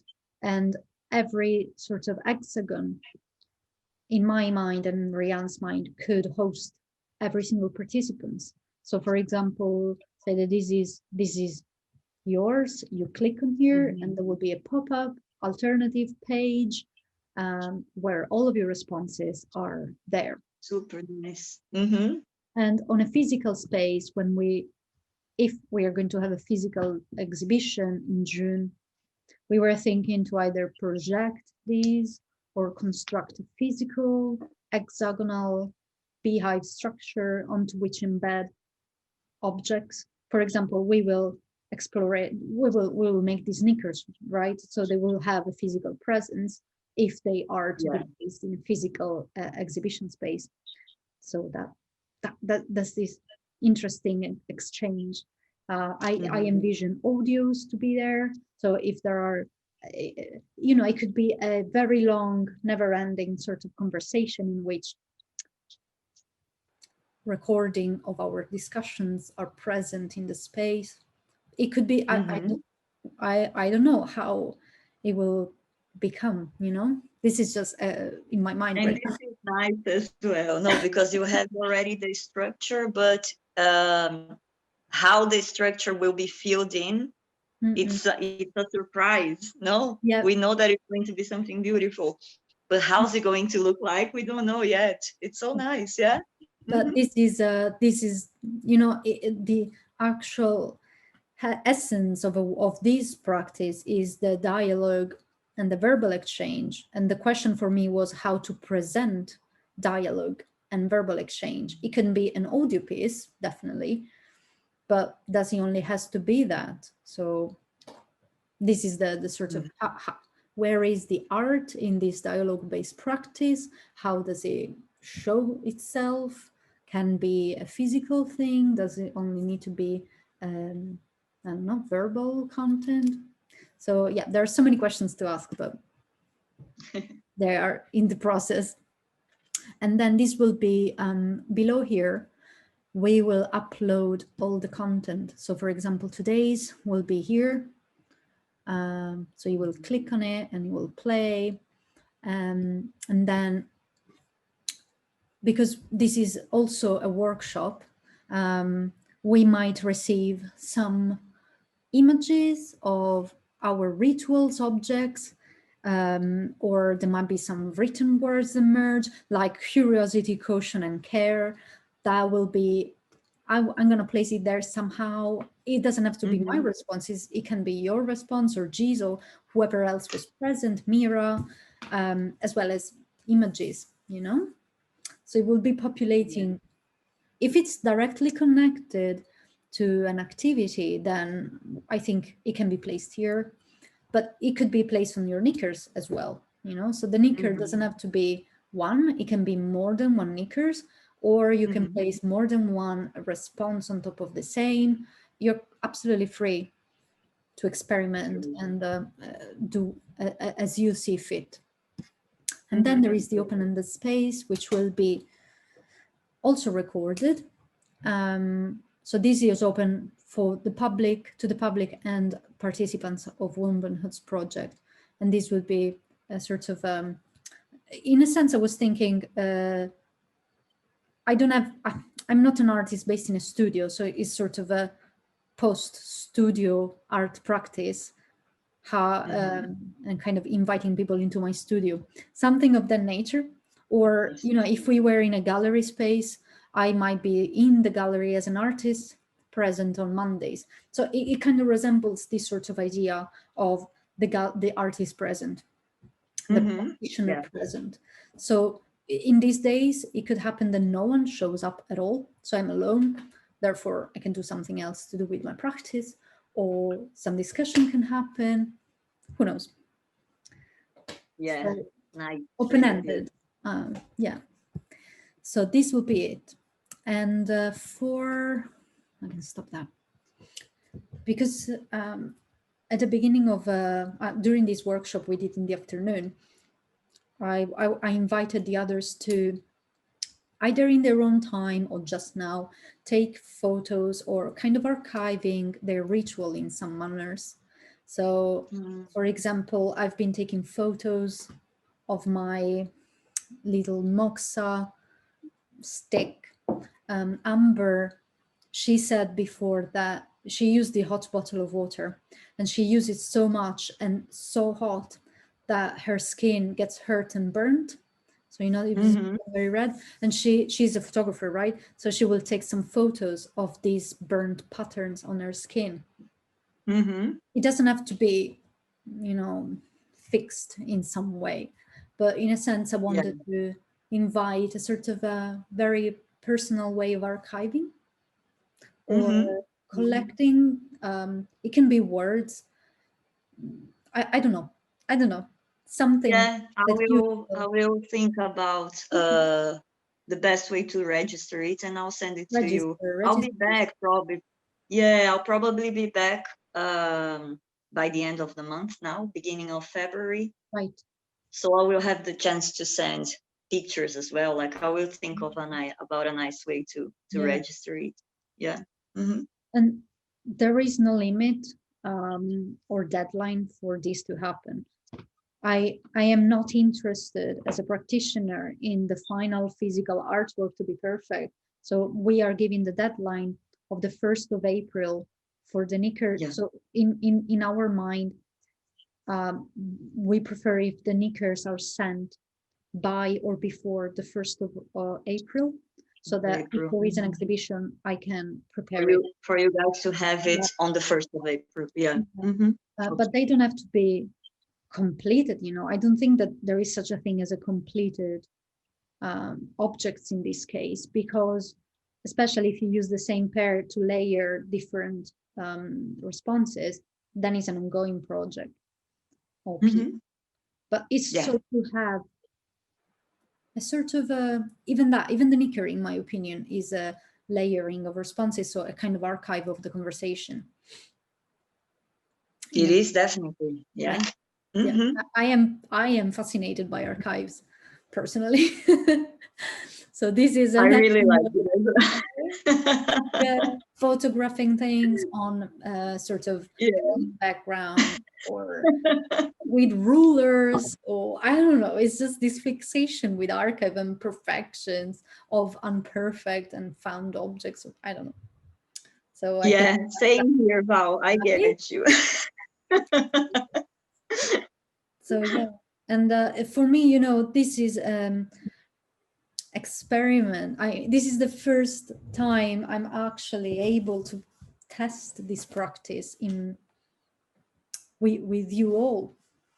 So by no means I am absolutely knowledgeable, you know, and feel free to leave me comments through the Wombenhood email, for example, or personal if you think, you know, just I am very much welcoming any sort of feedback.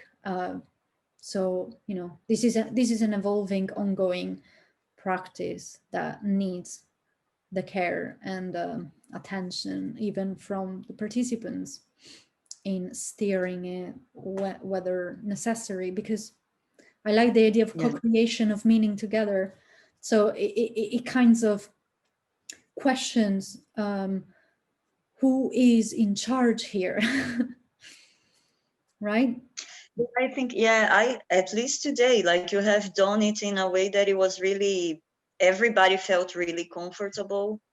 It was like a horizontal thing, but it's nice to have you there because you are the one who's going to step in case it's needed. You know, like, okay, I have shared my idea, then someone has to step in to say, okay, does anyone else want to share anything? You know, it's natural.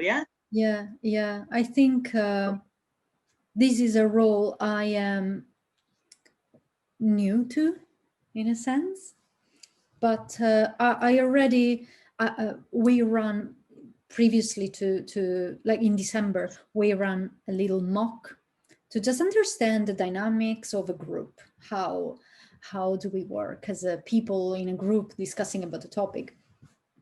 So it was very interesting already then to understand and witness the different aspects of participating in a group. Even, you know, I am both the leading person, but also a witness. And there are moments in which I completely step back and I let the discussion roll. You will see later in the first part, there were moments in which I was very much silent because it was a dialogue between two specific people that was happening, and that needed to go. So it needed to be experienced and unrolled in their own time. So yeah, I think it's much more about being careful and respectful and allowing things to be said and happen in an organic way without straight structures, you know. The only thing that we are keen to maintain is the GDPR policy, and this is as before practitioners, artists didn't even thought about that. People were taking photos, taking videos back in the 60s, but no one was asking about GDPR. Now is absolutely necessary, especially if you want to make this public.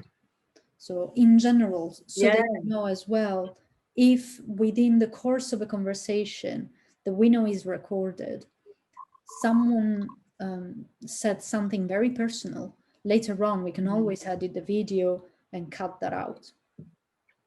So in your case, if you feel in the future that you prefer to modify a specific part, we can do that. Nothing is perfect. We can go back to the editing and temporarily sort of pause the video or mute the video, and respect and care of these sort of details is very important, I think, because this is a topic that can lead to very, very personal scenarios and stories. So we need to be careful. I understand what you're saying, like, because we it's hard to predict if the talk is going to lead to something that is painful for someone, like for any kind of, I don't know, trauma or things like that, because because I think it's natural when people are feeling comfortable to share with that group. It's natural. This kind of conversation sometimes is brought up. Is brought up. I think it's brought up. Yeah. Brought up. Yeah.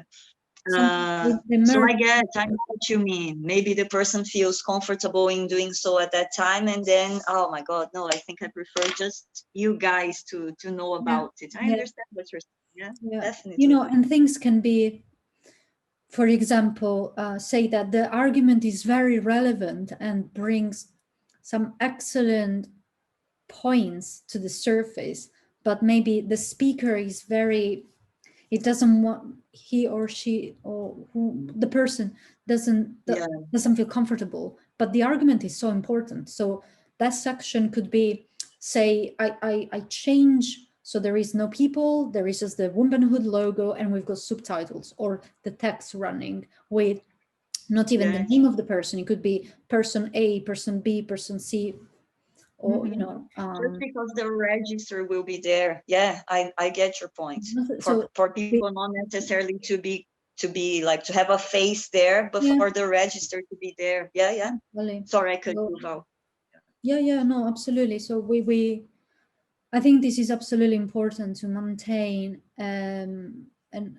this aspect of care and attention, and there is always time to go back a moment and change things. It's not that because you signed that GDPR policy you have to obey to certain things. It's just that these documents are for us to be able to publish things and to be bureaucratically in the right to store the data of participants.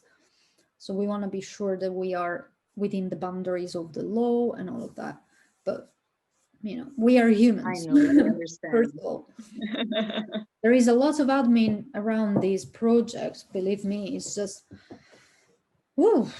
sometimes it can be. I can imagine, because when I was reading the files that you sent via email, I was like, wow, they had to organize themselves in a very deep way. And it's something that, for example, I'm involved into a certain level, like this bureaucratic stuff. It doesn't cross my mind, And that when I was reading like the files and everything, I thought they had to do such a huge research and to come up with something that is at the same time specific for the project, but that complies the whole law and everything. It must have been a hard work. That was Rhianne's that's Rhianne's doing. I've been, we are working in a very how can I say, there is a term like I can't remember. Anyway, we are dividing our work on Wombenhood based on our abilities. So if Rhianne is much better at GDPR and all of these kind of documents, so she will Rhianne will create the structure, and I can help in mending and putting things that maybe they weren't there, to just create this sort of overlook. And I've been working heavily on the website because I'm using my own website. I had the website already going, so I've been using part of my allowance to create this space. So we didn't have to create a new thing from scratch. So it's a very Yeah. It involves a lot of thought. Yeah, I can imagine. Yeah, Like this you're doing it from scratch. yeah, So yeah. I've started, I am able to say that this project so far has taken at least 100 hours. I believe you. Easily, and is day after day after day, on top of the dissertation writing and academic working, and yeah. Yeah. Art Is it going practice, all right? yeah, The academic yeah, writing and everything. it's hard Is work it going because good? being bilingual, It, being the I second know. language is always quite hard to think at that level. But then I had to read in English, otherwise I won't be able to translate. That's another, that's too hard work to do. There is no point. It is, yeah. But you know, this project Wombenhood is part of my art practice, therefore is completely embedded in the university modules. So I don't have to present other things. This is my practice, this is my work, and this is absolutely 100% feeding into the academic work that I have to produce. Yeah. It will be like the practical element and the dissertation. Like you have to produce both, no? Mm-hmm. Yeah, we've got different modules. We've got the critical theory, from which we have to produce the dissertation, and the studio module, from which we have to produce our artistic practice, and at the end, the exhibition and the piece of writing to go. Yeah, so these are the two modules that I'm using within Wombenhood, in a sense, because the dissertation is on dialogical practices, because I wanted to work in a parallel level, so that one is effectively supporting the other. So my dissertation is theoretically supporting womanhood in everything. So I'm analyzing the former practitioner in the socially engaged art field. Yes. And it's nice that one of the elements brings some knowledge to the other as well. No? So if you're reading something that's interesting for your academic writing, you can apply this to Womben. Oh my God, sorry, I got confused. And the other way around as well. No, you can take many ideas out of the discussions, and maybe some new insight will pop up for your dissertation as well from the group discussions. I mean, that's really good, Val. I am using the dissertation as a critical structure onto which plays womanhood, and not just womanhood, but before I am writing as a artist practitioner on the practice of dialogical.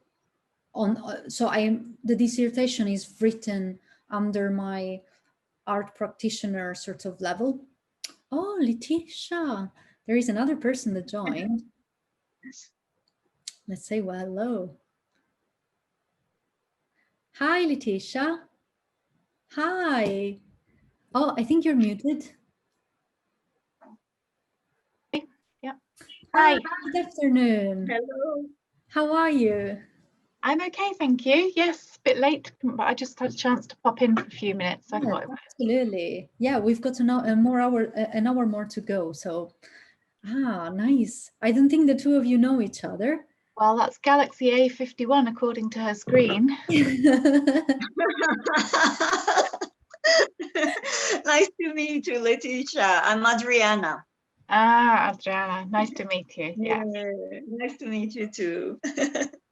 So maybe we can do a very tiny introduction. The both of you know me, but Okay. Maybe you can do an introduction so that, we start to know each other a bit.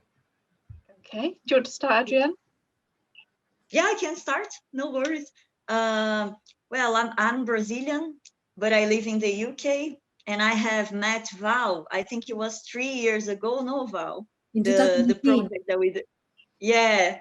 I think it was around 3 years ago that we have met, and after that we kept in touch via social media, And then when I saw that she was like starting with the project of Wombenhood, I was like, oh, I'm really interested on that. Can I join you on that? And then yeah, here I am. I'm going to hold a workshop with Rhianne on collage making and natural cycles. So it will be great to have you there as well if you can attend. And I work in the UK as a content editor, but I also have my artistic stuff that I do. The collage making is the best of all, and I really like to write as well. So yeah, this is another part of my life apart from work, from office and everything. Brilliant. Brilliant. Okay.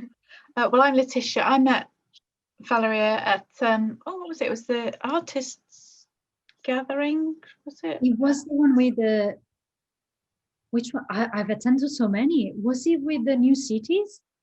Nottingham? Was it with City Arts? City Arts, yes. Yeah, City yeah. Arts. We Was met it at coffee morning then? yeah, Coffee morning, yes. that's right, yeah. So I was quite interested in the project that Valeria mentioned, this project, because I'm a poet and I'd written a series of poems related to menstruation and menopause and perimenopause. So I thought, oh, maybe I might make a connection there. So yeah, and yeah. So basically, I usually host events and writing workshops and things. I've obviously done some online, but it's been a bit of a pickle. I was about to, well, I'm trying to this week upload information about a new set of workshops that I'm going to be doing, but my laptop is dying, so it's got to go to the menders. But before it goes to the menders, I've got to take my car to the menders on Monday. So until I take my car, I can't take my computer. It's just like everything I'm trying to do this week is all just not happening. It's just all going horribly wrong. One of those weeks. Hopefully. Anyway, it's very nice to meet you. And nice to meet you too. Yes, I've just sent an email saying I couldn't get in, Valeria, because I was trying the link on the email, and I looked at the leaflet, and the leaflet one let me in, but the other one didn't. Oh, okay. I didn't read the email. We were. No, so literally just sent it, and I thought, and then I saw the link, and I thought, I'll try the link on the poster rather. Yes. Yeah. Cool. Oh, brilliant.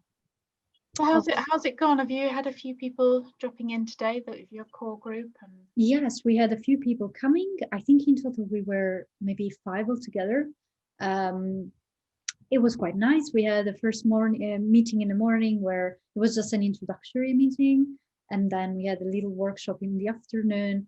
And yeah, this is the continuation of it, and we can represent some elements of it. So that even you could join in your own time. Okay. So this afternoon session was about talking about the rituals around menstruality, around menstrual cycle, and what do we use to heal or to restore our energy balances during our cycles. So some of us brought some objects, and there was so I collected, I've read down the objects that were present today. There were crystals, there were holding hands, bottles of water, therefore to heat up the pelvic area, natural remedies such as creams and other burning candles that I brought. What else happened then?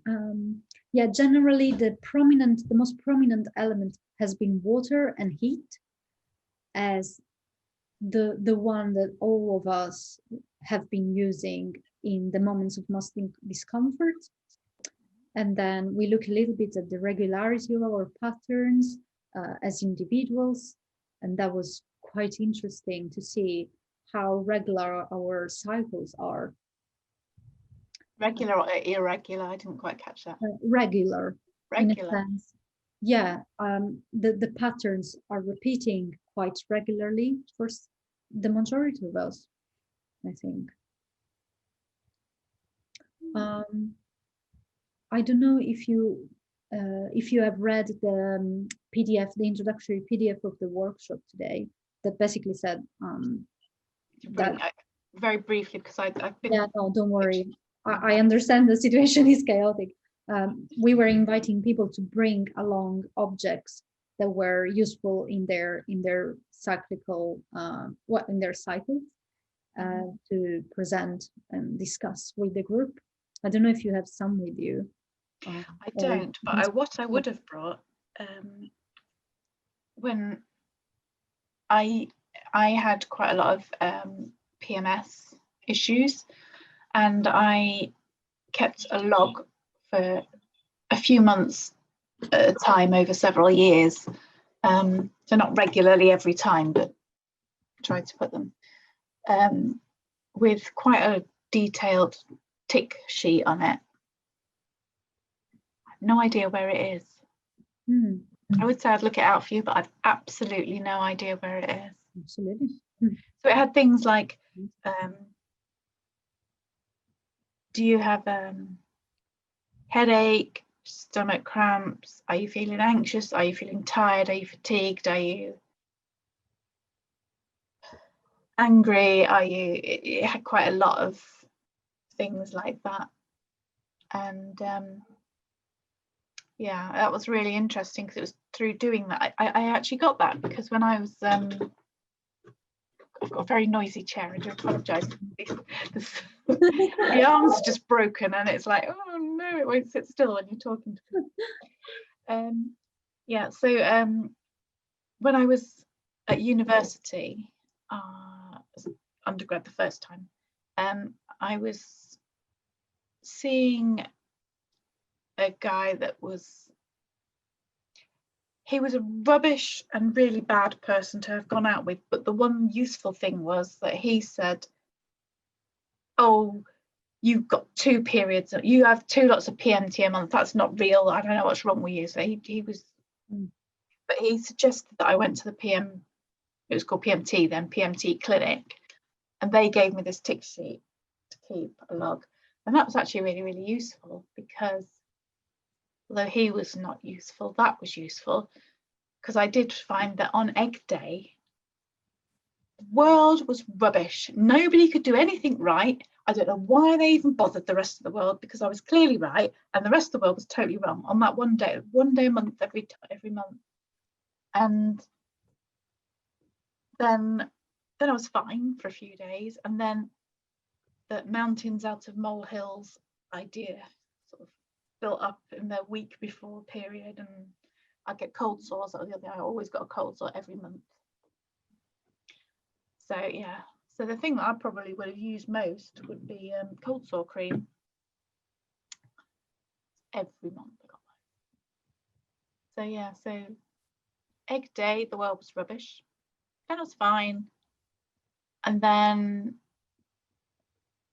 the fact that there was a sock in the wrong place was the end of the world, and there's just no point. What is, just everybody can leave, leave, whatever. So and then I had a period, and then I was all right for a bit, and then I had an egg day, and then it was real.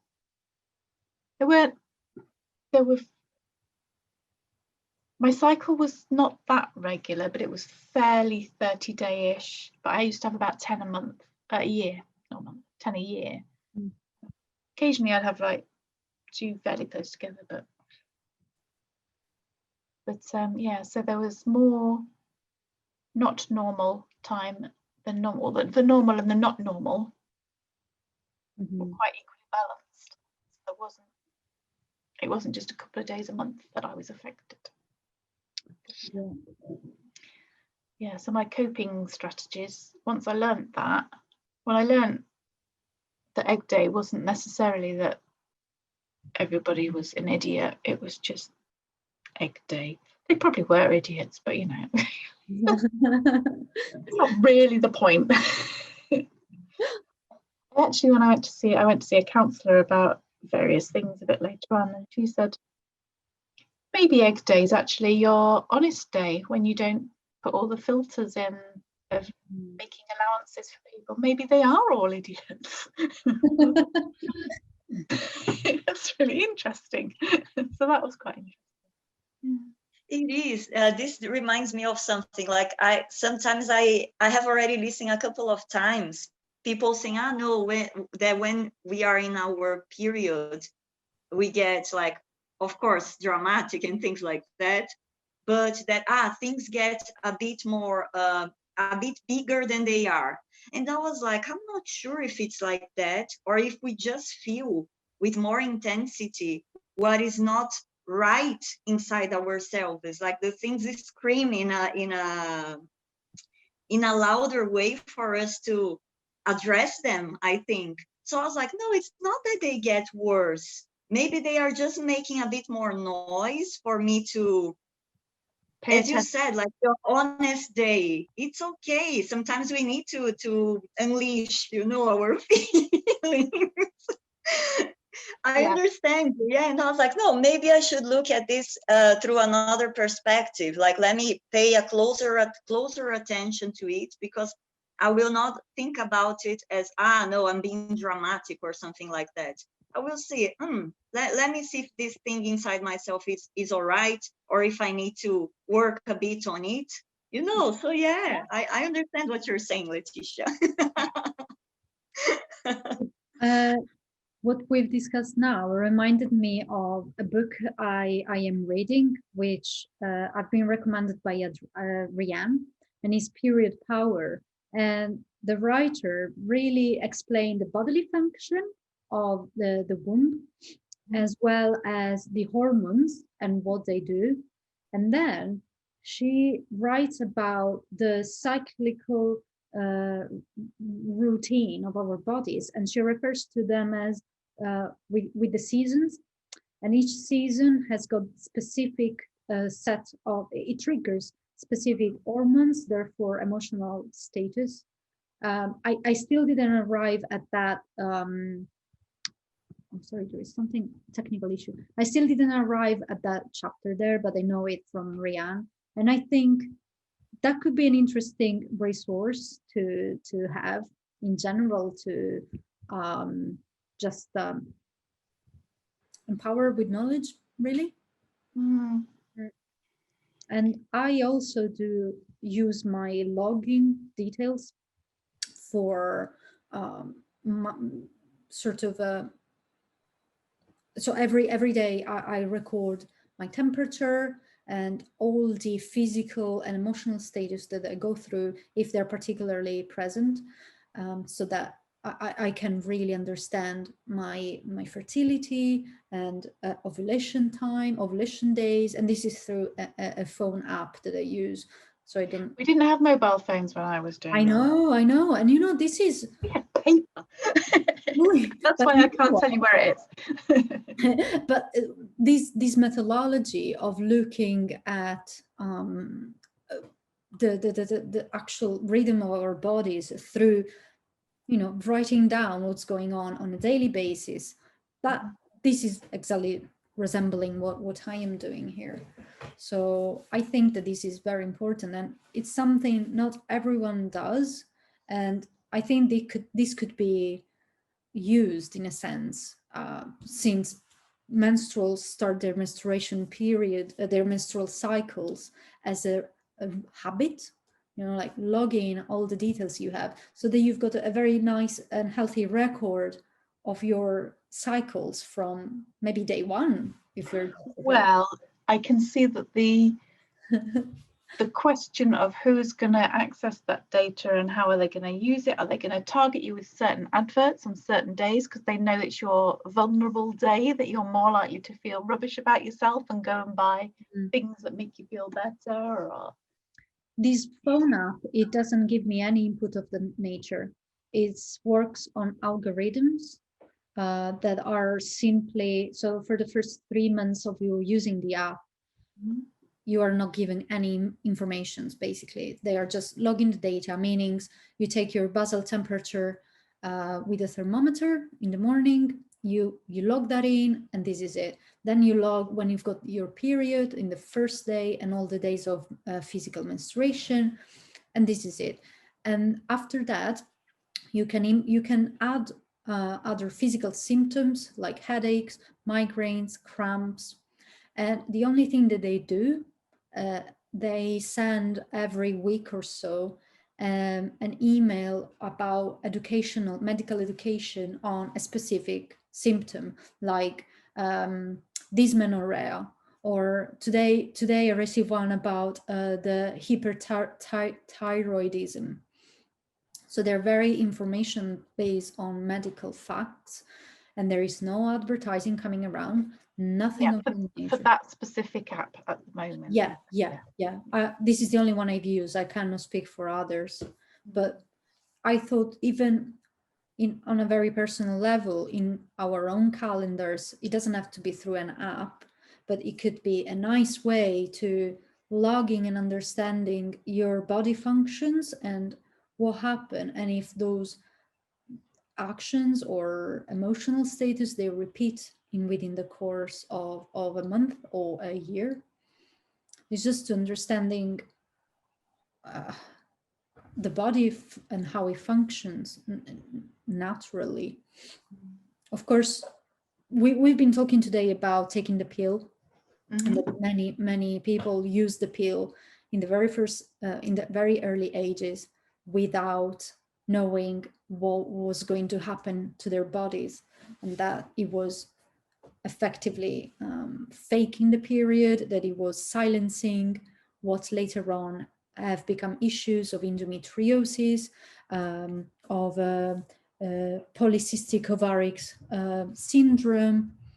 So there is a lack of education, I feel, in how and when to use the pill. Sorry, I think there's somebody at my door. Yeah, sure. No, it's the cats fighting down there.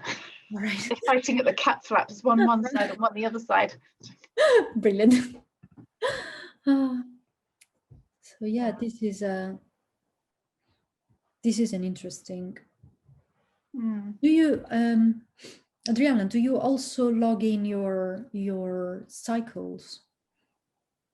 No, I don't have the habit to do that. I usually write down the exact day when my period starts, and that's it, just for me to know how long it will take for the next one to pop up. I have a 30-day cycle as well. I think Letitia mentioned that as well. Mine is like that. It's not 28, it's like 30, one month cycle. But I don't have the habit to log in, Val, but it's a good shout. It's something that must be really, really helpful, no? For us to understand, like, okay, I'm in this moment right now. Now I'm in this, and my body's reacting like that. Yeah, really good. It's interesting because because I'm a bit older, it wouldn't occur to me to do anything like an app, but my poems about perimenopause, I gave to, I did some work with the Trent University, graphic design students. They, this was literally the very last thing I did before the first lockdown, because we were supposed to be addressing 200 students, but we ended up addressing a camera, and then the next day was lockdown. So wow. Yeah, it was like that. So the graphic design students were sent away, and they didn't really have access to everything. So what they did do was quite interesting. But one of them, I wonder if I can show you. I think I can share. Let me see. Okay, yeah, everyone now can share this screen. Okay, well, let me find the website and then I'll show you it. What was it called? I've got absolutely no idea. Let me look on my website, because I know I put a link to it on my website. Yeah. I'll just find it and then I'll share it with you. Adriana, just one thing we didn't mention. Letitia, she will be hosting a Tolkien workshop later on in March. Nice, great. On poetry. Poetry, writing. Yeah, that's gonna be. That's beautiful. Yeah, so that's that. Okay, right. I've lost you. I'll come back to you. Oh, there we are. Okay, can I share the screen now? Yes. Okay, so this is the website that they created, and I think there was five or six Nottingham-based poets, and they created different things. So that was one person's outcome, that was another person's, but one of them there. So she actually, her idea was something very similar to what you were saying. So it was like, it comes up on your phone. I don't know if you can see that. And it, yeah, yeah. So she sort of used it. She created a. Oh, where am I? Oh, yeah. So there we go. So she actually incorporated a poem in it, like a daily goals, but also a log of how you their website. Oh, there, maybe that's the one. Oh, nice. Yeah, so they had that similar idea by combining it with a good morning. Mm-hmm. Yeah. Sort of ritual. Mm-hmm. Yeah. That becomes yeah, as you say, a habit, a ritual. Yeah. Mm-hmm. That's a Yeah. very interesting response. Yeah. Yeah. So yeah, that was the only electronic one I think that. Was that actually an app that worked, or was the idea of an app? I think it was the idea because as I said, it was just the beginning of lockdown and the end of their term, and it was all. Yeah. Yeah. It would have been very surprising to have an actual app. Yeah. Created in in this environment, but yeah, so yeah, I've actually seen this website. Mm-hmm. Yeah, I've looked at it. Really good. No, they have done it seems that their work were really, really nice. Mm-hmm. And they were first years as well. I was very impressed. Yeah, and they did different, because there was different they split the students to work on the different poets. So I think there's 5 or 6 people per poet, so you've got 5 or 6 completely different outcomes using the same poems. So yeah, it was really good. Yeah. Really cool. Did they wrote the poem, or did you provide them? I had the poems and they worked from my poems, to create something. Yeah. That's excellent. I think that in this practice based on dialogue is inevitably linked to written words, I think, because, well, to me it's inevitable, right? Is one thing that comes maybe not poetically, but in my personal practice linked to dialogue, writing is also quite important to finalizing a thought or collecting the understanding of what has happened, of an happening, for example. So yeah. So yeah. I was thinking actually, there's the free writing technique. I don't know if you know that, which is put your pen on the page and you don't take it off for 3 minutes or 5 minutes or whatever. You don't cross anything out. You don't read it back. You just write, which is something I do at the beginning of most of my workshops, because it just gets whatever's on in your head out, and then you can move to the next topic. But it's something I've always done. I've just like written. If there's something annoying me or bugging me or winding me up and I don't know what it is, I just keep writing. And then eventually at the end of it, I'm like, that's what it is. But if you asked me what the problem is, I couldn't tell you. Yeah. But I have to like go through all this. That's it. Yeah. Fantastic. I never tried this technique. That's really interesting. A friend of mine used to do it. She does yoga. We were talking about it because I was doing it from a creative writing perspective, and she was doing it from a mindfulness perspective. Exactly the same vein. And so her thing was every morning before she gets out of bed, picks up the pen and the paper, not a digital device, a pen and paper, and then writes for, I think it was 5 minutes, which seemed like a long time to me, but anyway, writes for 5 minutes, then leaves it, and then gets up and gets on with the day. But you don't read it back. Reading it back isn't the purpose of it. It's just to clear the whatever's going on, put it down on paper so you can move on or deal with it or leave it. Or This is something sometimes, luckily it doesn't happen every day, but sometimes I wake up with a level of anxiety and a chaos of thoughts kind of rushing to come out of my mind first. So there is a chaos, right? So I write them down as individual topics, individual thoughts. So all I have to say about that, I try to take them out once at a time, but all of them. And then next to it, I try to understand which category they are part of. So if it's something that needs to be resolved as a physical action, for example, I need to finish my dissertation, that one has a square symbol because it's an action that I can do, is something based on the reality and physical action that I can do to resolve. So I resolve that with the square. If it's something only that is happening in my mind, then it's got a mind symbol, and that one can be resolved from a mindfulness perspective or understanding the cause of it.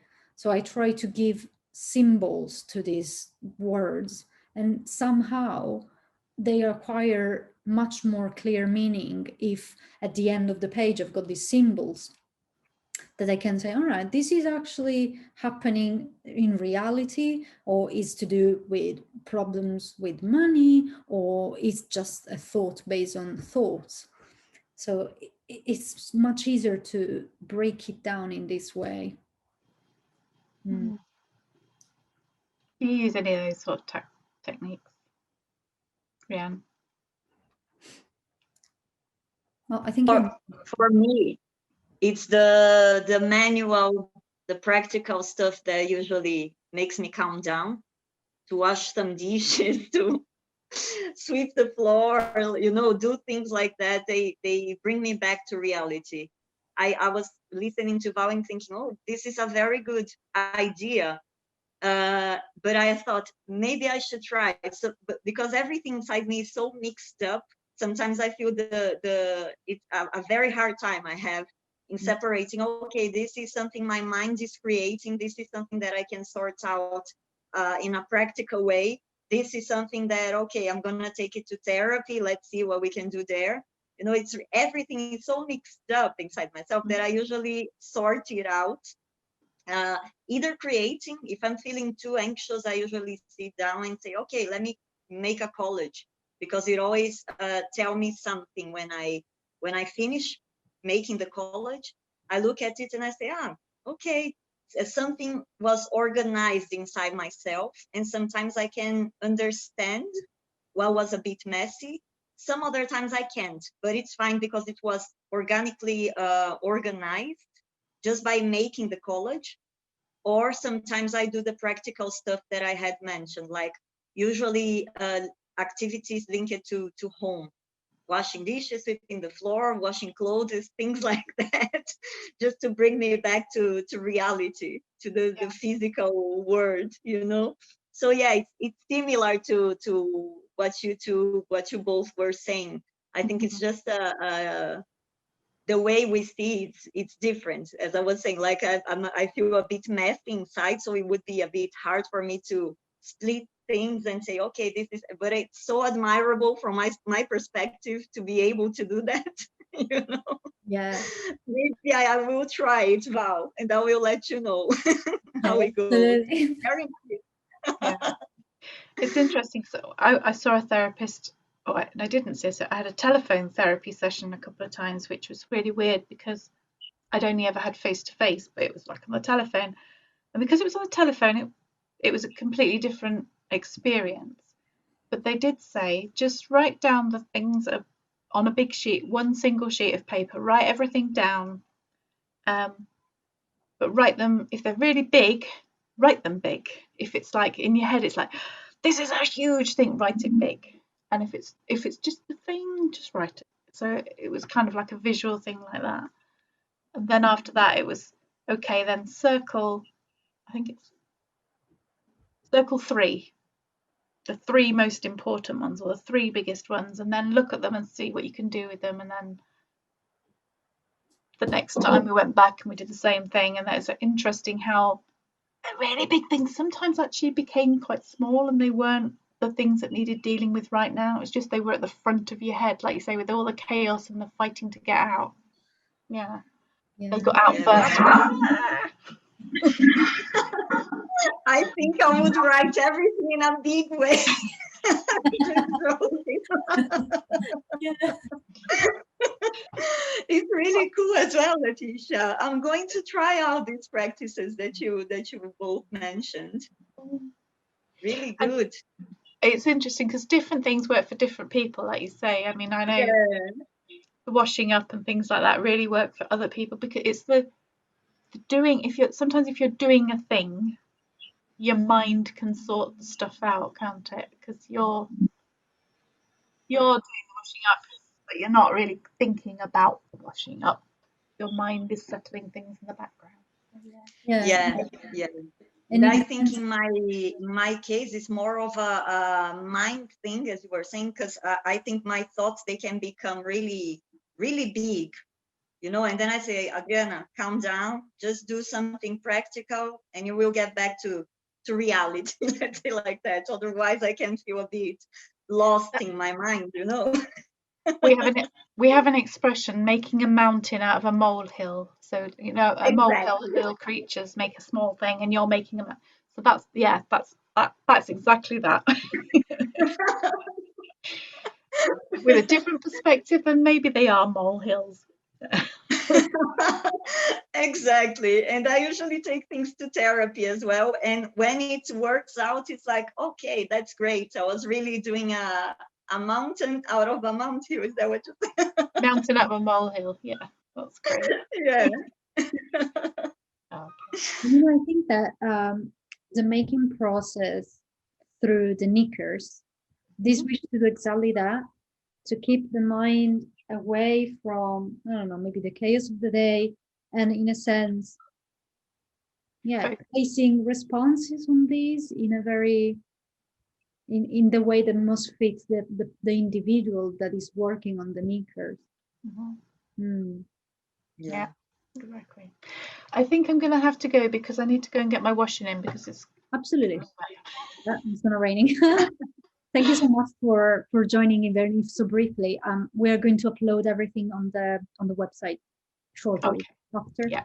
It's great to meet you, Adriana. Nice to see you again. Nice to meet you as well, Letitia. See you soon.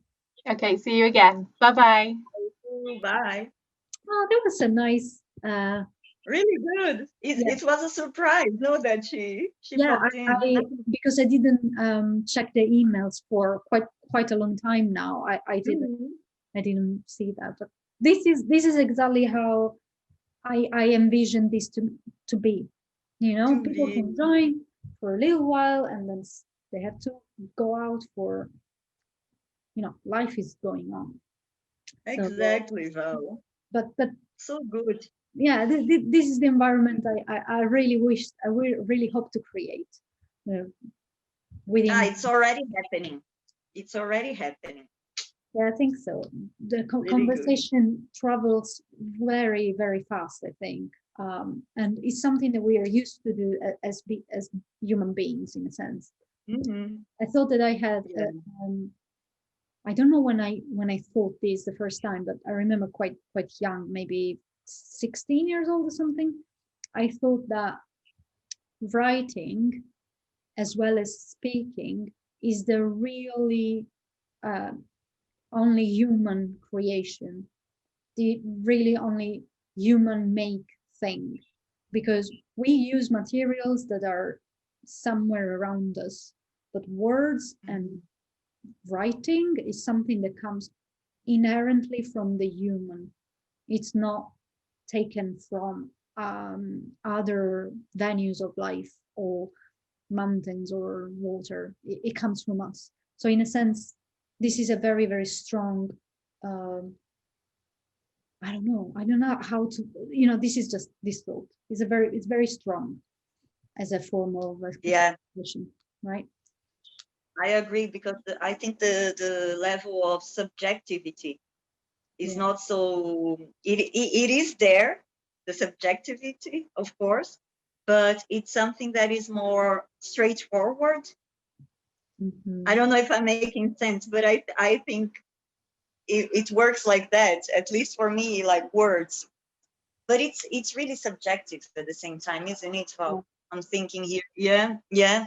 But I understand it's really powerful. I think sharing stories, these things are so healing and nurturing. Mhm. It's incredible. I think so. Yeah. Really good, my dear. Yeah, this is Really good. working in a nice It way. is. Nice way. And, It is really nice. I'm very curious. I think I'll have to go, my dear, as well. Absolutely, absolutely. My Actually, it mom lasted longer to than I have thought. lunch with me. Yes. Sorry, but you were going to say something? Oh yeah, I just I'm very curious to see the responses Curious. of everybody, how they will start growing. Did you receive the DIY Knicker, the template, right? I did. Yeah, I did. Thanks for sending it over. I did. Okay, thank you. And yes, I really enjoyed it. Wow, thank you very much for inviting me once more, for having me, and everybody's so lovely. I'm sure it's going to be great, the whole process. Oh, very much. I am absolutely pleased, really, with all that happened today. It's so nourishing. Oh, it is. It's really nice. Like everybody felt so relaxed. Yeah, Oh, yeah. good. There was a moment of, oh my God, no one sort of tied up. Super spontaneous and yeah, really, really good. This is exactly. It's working nicely. Exactly what you were expecting. Yeah. Wow. That's great. Have a lovely day then. You too. Stay cozy there, because I know it's super cold, isn't it? Yeah, there was a bit of snow this morning. Oh, really? A layer. It disappeared in 2 hours. But it's snowing a lot in Leeds. It's very dense fog. Very foggy. Very gray. So here is beautiful and colorful. I'm gonna stay here. Yeah. Thanks a lot, Val. Thank you. And have a great day, and we'll speak soon. Bye. See you. Bye bye. Bye bye.